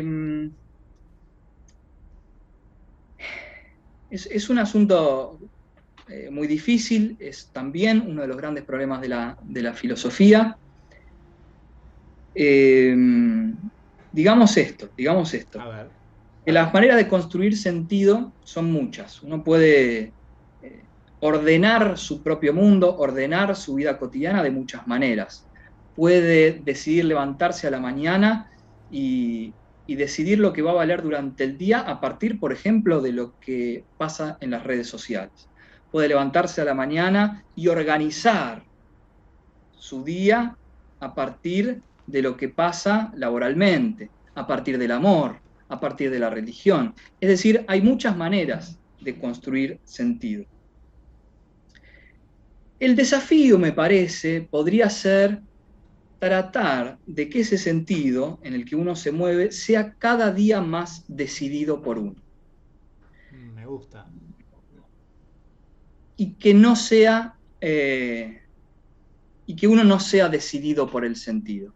Lo que estoy diciendo es un poco un juego de palabras eh, y al mismo tiempo es una gran reducción para que se entienda en términos generales, de un problema muy fuerte de la vida contemporánea, porque el problema del sentido de la vida, que es una pregunta profundamente existencial, si bien uno puede decir que existió desde siempre, se puso muy sobre la mesa cuando el sentido se rompió, se quebró. Entonces en el siglo XX, siglo de muchísimos acontecimientos muy traumáticos para la conciencia humana, esa pregunta fue, casi te diría, el hashtag de la filosofía del siglo XX fue, bueno, a ver cómo volvemos a organizar este tema, ¿no? Así que digamos solamente eso para no irnos mucho más Perfecto, profundo. me ahorraste 6 años de terapia. Igual, me gustó eso del decidido y el sentido. Valen me dice, mirá lo que le preguntás, Pablo. Bueno, estamos hablando también con un filósofo, hay que aprovechar. No sé cuántas veces voy a tener la oportunidad de hacer estas preguntas a alguien que responde con conocimiento. Y Pongamos. última, y perdón ahí que te hinche con estas preguntas tan Para cliché, nada, tal yo, vez. eh, ¿Qué es Dios? bueno, ya fíjate que en la manera en que lo estás preguntando estás sugiriendo que es un qué y no un quién, y eso ya es mucho decir. Otra vez separemos la cuestión personal de la cuestión estrictamente filosófica, si es que esa separación es posible. Eh, Evidentemente, para la historia de la filosofía, Dios es ante todo un concepto eh, que vino a ser ordenador, como hablábamos hace un rato, de este bolonqui llamado universo. Ujú. Y en ese sentido es un punto de apoyo muy fuerte a la hora de tratar de explicar cómo son las cosas. Dios como fundamento también tuvo otros nombres a lo largo de la historia. Dios alguna vez dejó de llamarse Dios y empezó a llamarse sujeto, Ah, porque el pensé que ser ibas a humano decir, fue empezó a llamarse Diego, pensé que ibas a... Moria Kazan, sí, Claro. no, no. Dios, de pronto, en la historia de la filosofía, sobre todo en la modernidad, de pronto empezó a llamarse sujeto en el sentido de fundamento, porque decir Dios es decir fundamento, es decir, el principio a partir del cual se explican el resto de las cosas. Y ese principio a partir del cual se explican el resto de las cosas, en algún momento dejó de ser ese elemento, esa trascendencia religiosa, y pasó a ser el ser humano como el que construía la historia, el mundo, etcétera, el que intervenía sobre la naturaleza. Bueno, y como vos bien sabés, Pablo, en la historia de la filosofía también estuvieron los que vinieron a decir toda esa historia de dioses es un gran chamullo, que solamente nos han vendido para reprimir el estado actual, la vitalidad que tenemos, que tendríamos que ejercer, eh, por mor de llegar a un supuesto trasmundo donde nos encontraríamos con la verdad de las cosas, y entonces en realidad, dicen estos últimos filósofos, habría que ocuparse de desarmar a los dioses. Cada vez que nos dicen allí está Dios, decir que no. Pero esto muy en términos generales. Escucho, no, Como verás, es Pablo, muy te gracioso dejo. escucharte. Sos el Darío Z del ajedrez, se puede decir, digo, habría el Luciano C.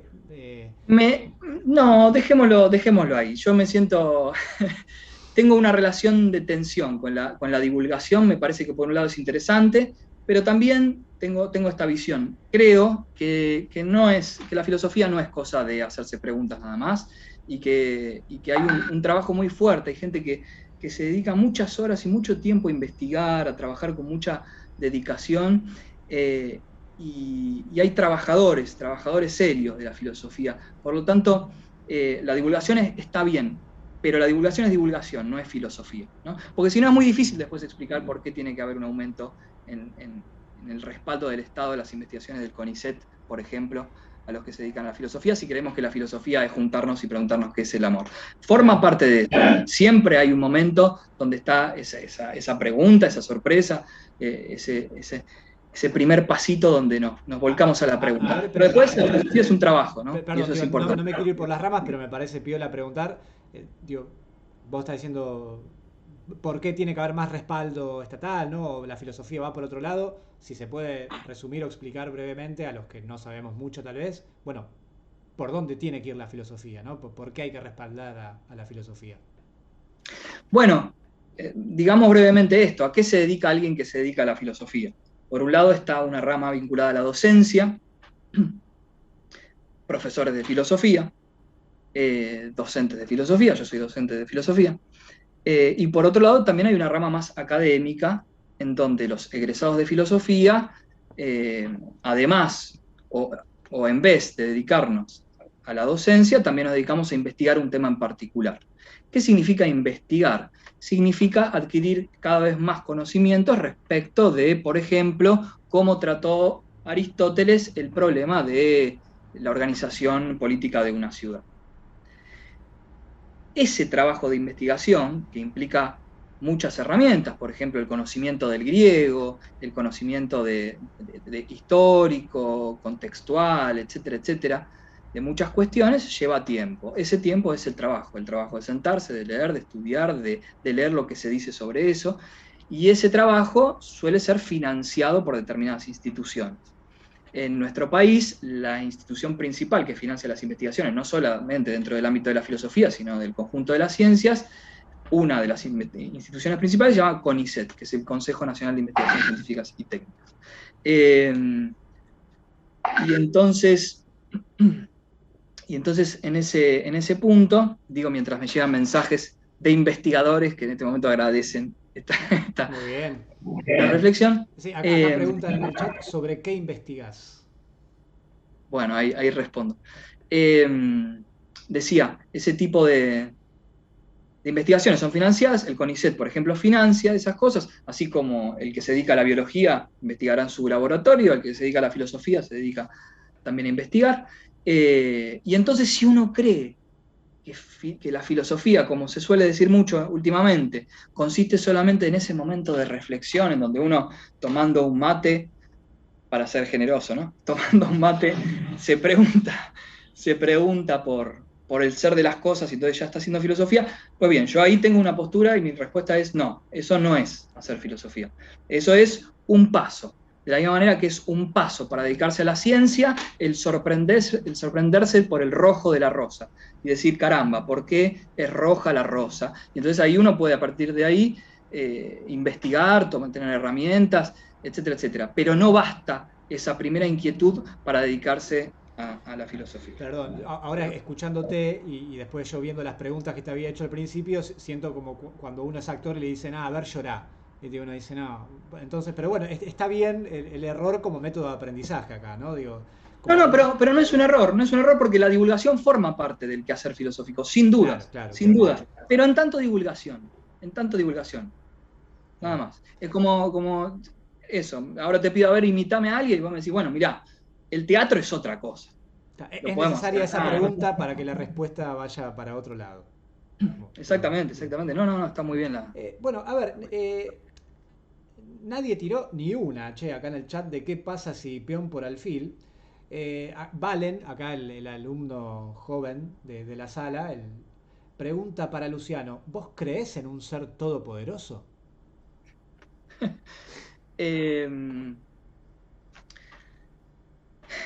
No. No, la respuesta es no. No, la respuesta no. Bueno, a ver, continuemos acá con la partida y vamos a la última parte de la entrevista. Ya te suelto, Lucho querido. Tranqui, un verdadero placer. Bueno, a ver, las negras no tomaron el alfil, ¿no? ¿Qué cosa? No comieron. Pero acá, el verdadero desafío, acá Juanma me acuerdo que pensó 20 minutos. Me acuerdo de Alan, con 13 años, cabezón como ya era, mirando la partida también. Creo que había terminado y vio en este momento hasta el FIH6. Se quedaron pensando, porque acá el tema es, ¿qué pasa si peón por alfil? Pues bien, ya dimos tiempo para pensar, así que podemos responder sin problema. Si peón por alfil, si el negro se confía y dice, caramba, me pongo un alfil, acá hay una combinación explosiva que es la siguiente, atención. Alfil por H7. Uf, qué lindo. Amenazo en G8. Jaque mate en una. ¿Sí? Hasta ahí estamos todos de acuerdo. La única posibilidad de evitar este jaque mate en una es comiendo. Porque supongamos que saca el alfil para que la torre defienda en G8. Pues bien, ya entonces este alfil no defiende en G7 y se puede venir dama G7 mate. Por lo tanto, después de peón por H6, alfil por H7 la jugada siguiente. Única rey por. Y a ver ahora, dejemos un minutito más, Pablo, porque este momento, a ver quién puede decir.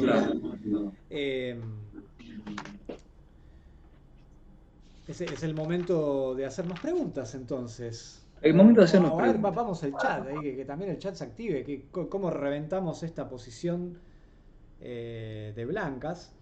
Eh, y yo te hago acá un par de preguntitas, ya que estamos. Mientras Te esto... está permitido el ámbito filosófico, no hay Sí, problema, no, llame. sí, sí, sí, sí. En Valentones. Eh, bueno, a ver, si tenés que describir, digo, sigo con estas preguntas medio tal vez ABC de, le voy a preguntar a un filósofo a ver qué me responde, a ver con qué palabras utiliza para responderme esto. ¿Qué es el miedo? ¿Qué tal? ¿Qué es el miedo? Bueno, ante todo, digamos que es una pasión, ¿no? Es Apa. una afección, es una... Pero como siempre, yo no sé responderte en términos personales, pero podemos servirnos de la respuesta que ha dado algún que otro filósofo. Por lo general, en el siglo XX se trató siempre del miedo, el miedo está presente en toda la historia de la filosofía, pero en el siglo XX en particular se ocuparon mucho los filósofos y también el psicoanálisis de separar el miedo de la angustia. El miedo de la angustia. Sí, dos cosas distintas. Claro, pero se trata, la diferencia en términos filosóficos parece ser esta, parece ser esta. Uno de los filósofos más importantes del siglo XX, tal vez el más importante, llamado Heidegger, Sí. dice lo siguiente, lo digo despacio, a ver si se entiende, dice, el ante qué del miedo, aquello que produce el miedo, Ujú. él lo dice en estos términos, el ante qué del miedo siempre es un ente intramundano. Es decir, que es un ente entre los entes. Uno puede señalar aquello que le produce miedo. Sí. Mientras que la angustia no tiene un ante qué. El ante qué de la angustia es la nada. Uf. Es Volvamos al decir que, tablero, por favor. es decir que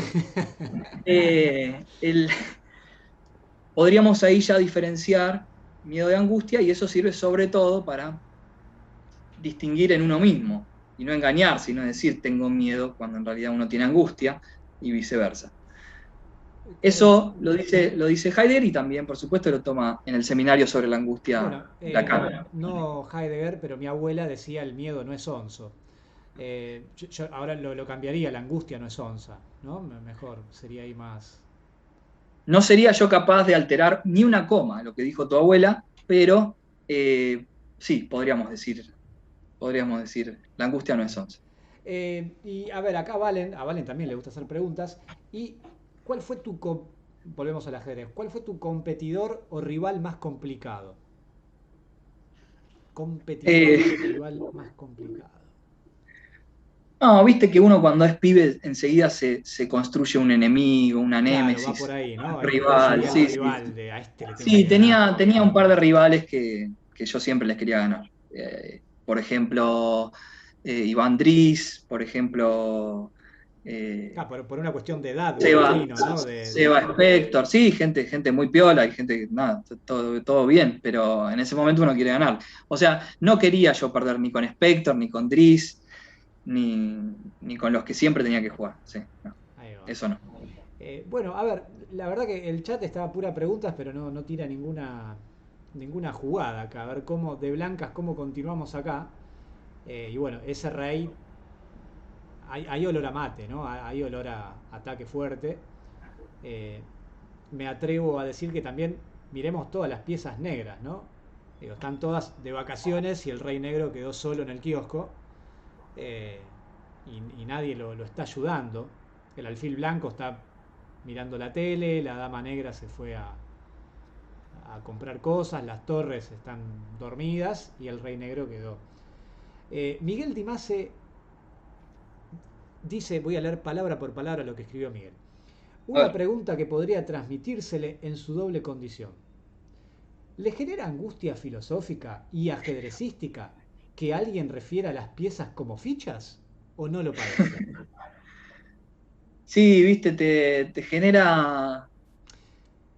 Me, genera cosas eso, me gusta sí. esto, pero ¿por qué? ¿No? Yo también tengo una bronca desmedida. Cuando dicen ficha, no, piezas, ¿viste? Ya lo corrijo como si fuera un leitmotiv ahí. Y ahora si me Y preguntás por qué, uno siente que hay una desvaloración del juego cuando se no, te claro, dice. ¿qué es No, dominó sí, sí. esto? ¿Qué es? Mm, Sí, estoy de Con todo acuerdo. respeto al dominó, ¿no? Con todo Eh, respeto. Sí. y aprovecho para preguntarte esto, además del ajedrez, ¿tenés algún otro juego así de estrategia o algo lúdico que también te guste, que le hayas dedicado tiempo? No. Por lo general me aburren. Los juegos de cartas, todas esas cosas me aburren en general. Sí. Muy bien, muy bien. Bueno, a ver acá, volvemos a la partida y pasamos al Sí, último cuestionario de la tarde. dale. Son solamente 120 preguntitas que preparé para... Ok, ok. Bueno, a ver, resolvamos esta variante de una vez por Sí, por todas. favor. Evidentemente, si rey por torre por D7 es una jugada muy tremenda. Eliminando al último defensor, ¿no? Podemos decir. Exactamente. Como Prato en Madrid, Ah, ¿no? bueno, eso lo trajiste vos. Torre por D7, y fíjense que si tanto o torre por o dama por, bueno, aparece caballo F6, ¿no? Jaque, única y mate. Qué Por lindo. lo tanto, sí, una linda combineta. Yo estaba esperando que Juanma me comiera aquí, pero Deseando. vio todo Juanma, mérito de Juanma que vio todo, y entonces no comió porque se venía. Entonces, repitamos, alfil por, rey por, sacrificio, caballo jaque, y a rey, dama G8 mate, ¿no? Ahí está bien claro. Y esto también relacionado con lo que decías antes, producto también de hacer táctica, me imagino, ¿no? En ese momento que estabas compitiendo, le dedicabas a la táctica, me imagino, duro y parejo. Bueno, ese verano habíamos estado estudiando muchísimo tiempo con Tommy Speciale, un amigo que además es colega filosófico. Tuvimos muchas horas, muchos días haciendo táctica. En el torneo no lo pude plasmar nunca, excepto en esta partida que salieron un par de cosas bien. Muy bien. Pero bueno, Juanma jugó G6. Y entonces ahora había un desafío, cambiar el alfil de F8 o no.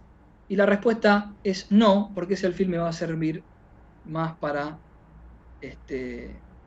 después, y jugué alfil G5. Ahora, la pregunta es, ¿qué pasa si peón por caballo? ¿Perdemos una pieza? Y no perdemos una pieza, porque si peón por caballo, sencillamente dama por, y este mate también se vuelve inevitable, Inevitable. ¿no? ¿Cuántos Bueno, mates? mates con tomates por todos lados. Entonces, torre C8. Muy materialista, ¿no? Pero bueno, mucho no tiene Sí, tampoco. sacó la torre. Bueno, y ahora fíjense, como sigue estando este tema, como no me puede comer, juego dama H4 tratando de aprovechar la diagonal, y además se va a venir un caballo F4 bastante potente, jugó H6, y acá también, bueno, fíjense, caballo F4, qué linda posición, no me puede comer, le amenazo. Y las negras jugaron rey H7, y este sería como uno de los últimos momentos donde las blancas pueden pensar un rato y decir que jugar aquí con blancas. Juegan las blancas, esta posición también puede ser de diagrama. Así que A ver quién podemos. se anima a última parte, estamos ya en el desenlace de la partida. Eh, Para que me voy a poner un busito. sí, sí que hace frío, Luciano, por favor. Eh, a ver, tanto Valen como Ale como Rodri, si andan ahí por el chat. O Miguel, quienes estén ahí, quienes estaban No comentando. sé, ¿nos está viendo alguien, Pablo? No, nos están viendo, Lucho. Sí, sí, sí, Yo. sí. Eh, bueno, pensando en forma geométrica, como me gusta decir a veces, vemos que el alfil, misma diagonal que el rey, la dama, misma columna que el rey. Valen, dice yo, Luciano, yo te estoy mirando. Qué grande, vale, qué grande. El caballo ahí por saltos por todos lados. El peón de G6 medio mentiroso porque está clavado. El peón de H6 también está clavado. Tenemos más piezas atacando que piezas defendiendo al rival, cosa que nos puede hacer pensar en un sacrificio.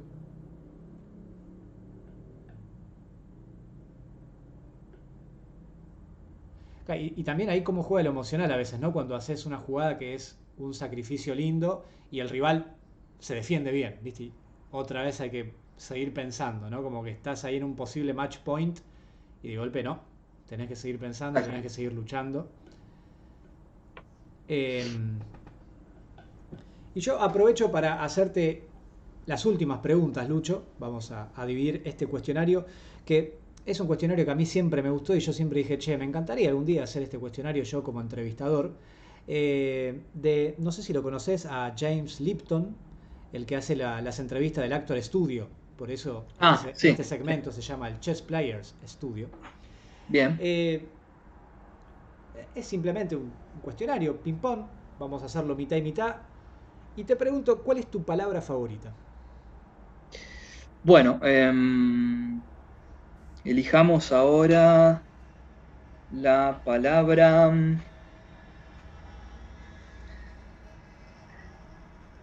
Vamos a quedarnos hoy para Eso hoy, sí. redondear todo con la palabra ajedrez, que es una linda palabra, suena bien, es extraña, tiene una J ahí, La Z del final, ¿no? la Z del final, ¿no? Es una palabra rara y linda. Bien, me Ajedrez. gusta.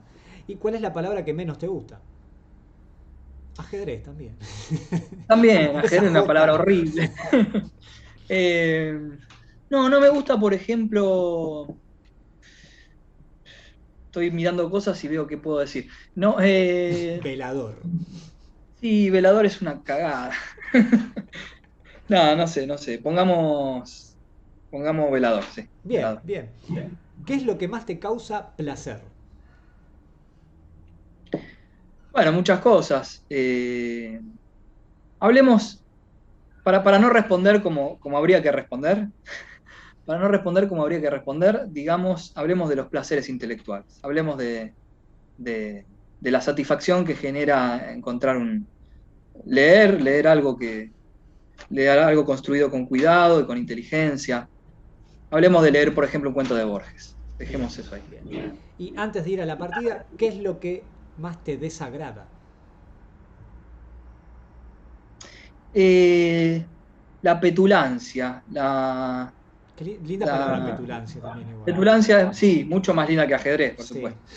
Eh, la petulancia unida a lo berreta. Es decir, para explicarlo. Porque hay gente petulante petulante, soberbia, ¿no? Sí, De sí, eso sí. estamos hablando. Hay gente petulante que uno dice, bueno, caramba, habla con soberbia Caramba, qué y, petulante. y se puede sostener esa soberbia. Pero la gente que habla con soberbia acerca de lo mucho que sabe, qué sé yo, cambiar un cuerito de la canilla, es una cosa que me genera un fastidio. Esa gente que dice, no, yo te voy a explicar, no, esto se hace. Sí, es una boludez total. Y esa gente que busca allí el lugar de su seguridad frente al mundo, eso me fastidia un montón. Bien, bien, muy bien. Igual, si tengo que cambiar un cuerito, te llamo a vos. Ya está, fija. No, Eh, va a salir todo mal. Seguro que no lo sé hacer, pero bueno. bueno, a ver, acá están tirando todos dama H5, como continuación blanca.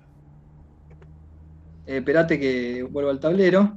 Muy bien, muy bien. Dama H5. Ah, Durísimo. bueno, en realidad hay una más fuerte. Una previa, ¿no? Una previa, pero la idea es la misma y está muy bien. Y es caballo por primero, ya que como me dijo el maestro a quien tendríamos que nombrar hoy, al maestro Alejandro Rey, el maestro de maestros, maestro mío, eh, el alumno prepara y el maestro ejecuta. En este caso no hay ningún maestro. Pero caballo por G6 es buena porque a peón por dama G6 las chances de Indefendible. defensa del negro son cada vez son cada vez menores.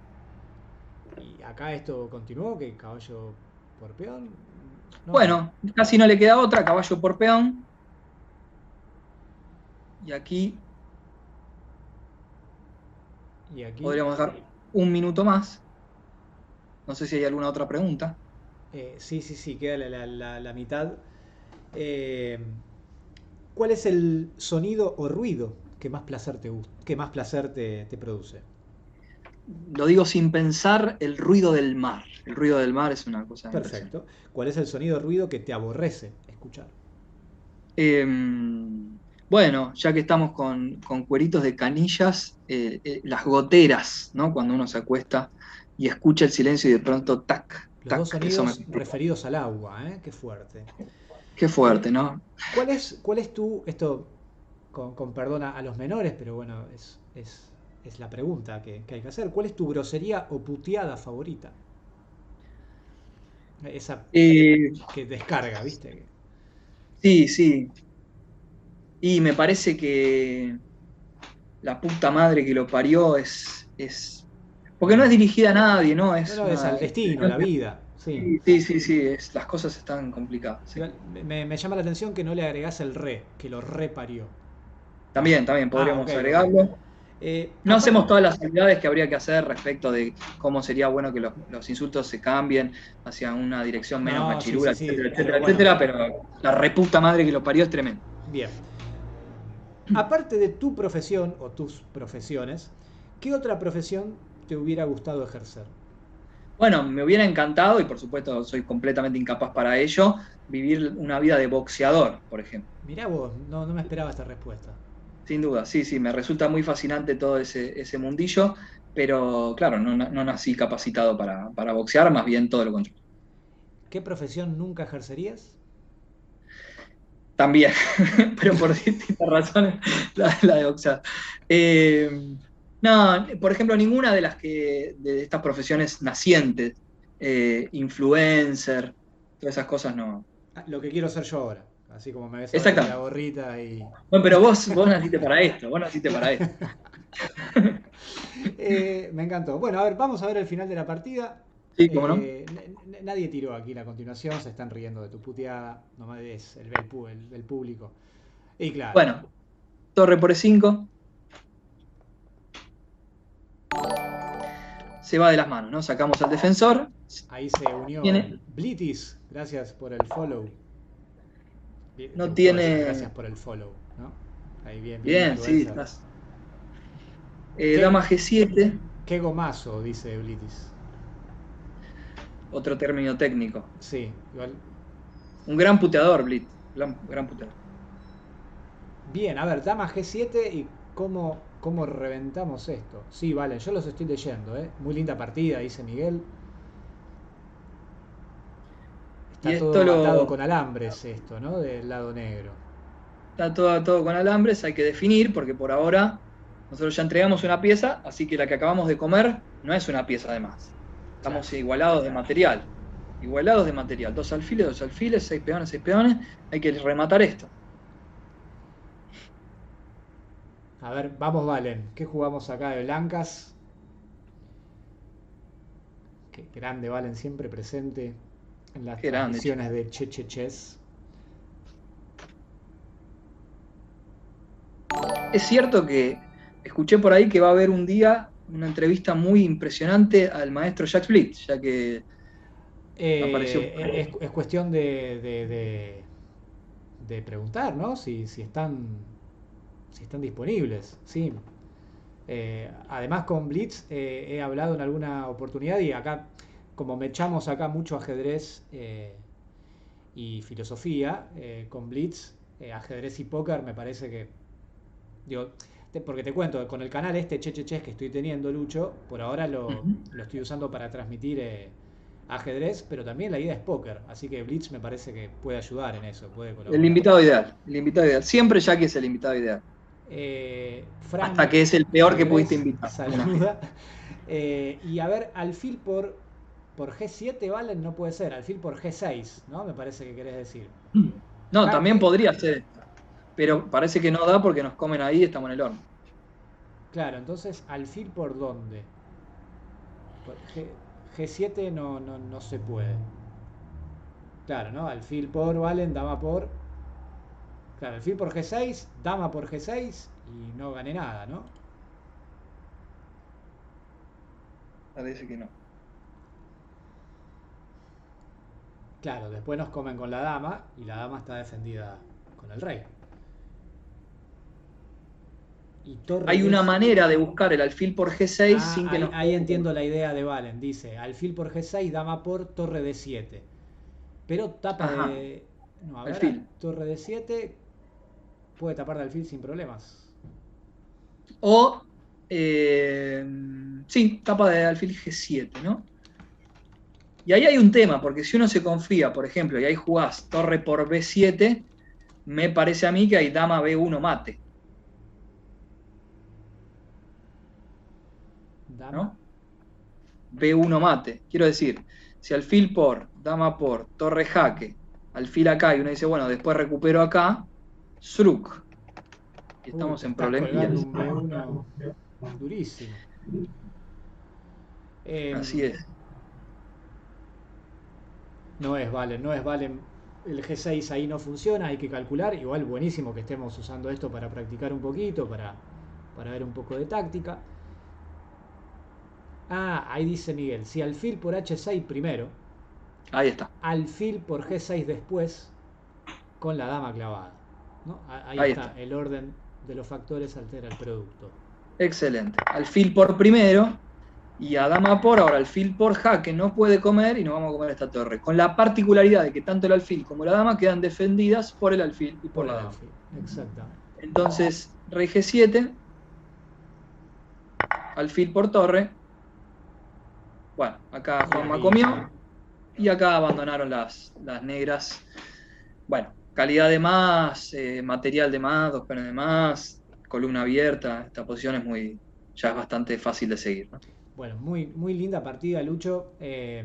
Y antes, la última pregunta del cuestionario, que siempre yo la veía ahí a los grandes actores del Actor Studio y decía, ah, qué bien, cómo responde.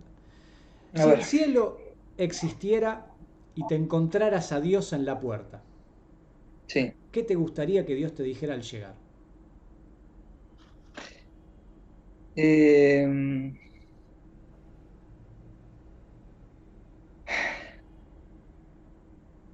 qué difícil que es todo esto, ¿no?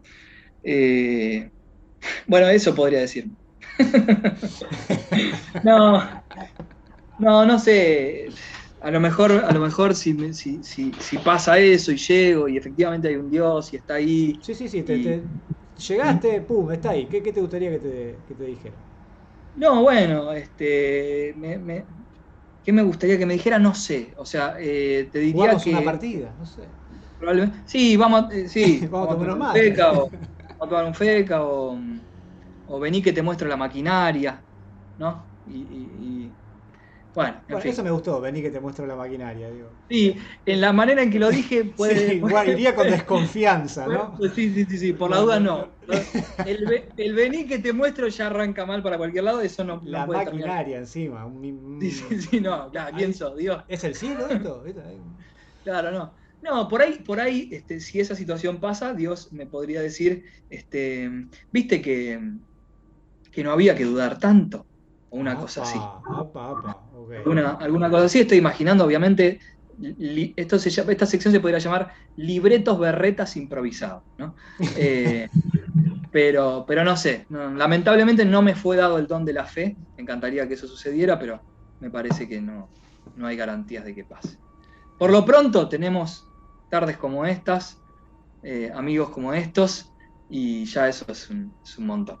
Bueno, Lucho, muy linda la partida y gracias por coparte, por estar acá, por compartir la charla, la tarde, empezamos de día, se hizo de noche. Bueno, gracias ahí a todos los que se sumaron, que preguntaron, que participaron ahí con las jugadas. Eh, Como bien decía Valen, el jueves a las 4:30 nos juntamos por acá a hacer un poquito de táctica, a jugar, a charlar, una mezcla de programa de radio, televisión, ajedrez. Sí, vamos Valen que ya estamos cortando. Blitz, gracias ahí por sumarte. Eh, Así que bueno, esto se irá abriendo. Digo, para los que no saben, ahí piden que haga un raid. Porque, a ver, ¿cómo es? Marvo Aurelio, así es. ¿Valen? Yo también soy locutor, soy actor. Ah, y podemos contar esto también para los que no saben, porque digo, estamos hablando de ajedrez, qué sé yo. Pero Lucho, a ver si podés contar cómo nos conocimos nosotros. Bueno, muy breve. Una cosa muy extraña. Ustedes saben que el aquí presente Pablo Brignocoli es un actor, un actor de la hostia, un actor de Teatro San Martín, de Teatro Cervantes, un grandísimo actor, locutor, etcétera, etcétera. Bueno, yo no soy actor para nada, para No nada. sos, Pero no un día, no sé cómo llegué a un casting para una obra en el Teatro Cervantes y quedé. Y allí formaba parte del elenco el amigo Pablo y pasamos 6 meses, largos 6 meses, viéndonos todos los días para estrenar luego una obra de Federico León. Así que fuimos compañeros de elenco en realidad, nos conocimos por el teatro y no por el ajedrez. En el Cervantes, increíble, hermoso. Yo Increíble. me acuerdo que cuando fui a ese casting buscaban actor que juegue ajedrez y yo dije, si no quedo en este casting me retiro del teatro y del ajedrez, porque si con esta búsqueda no quedo... eh, amarilla Pablo por hacer preguntas fáciles. ¿Cómo fáciles? Le pregunté qué es Dios, qué es la vida, todo le pregunté y Claro, o me sea, liquidó. más difícil no había. Así que, bueno, ahí tiro un raid a Marvo Aurelio, como tiraba Valen. Los que se copan ahí con ese canal, si se quieren quedar, se quedan. Si no, no. Y bueno, Lucho, un abrazo enorme. Gracias por estar. Gracias a todos. A ver, ahí Gracias a vos, paso Pablo, a hacer el un raid. abrazo para todos.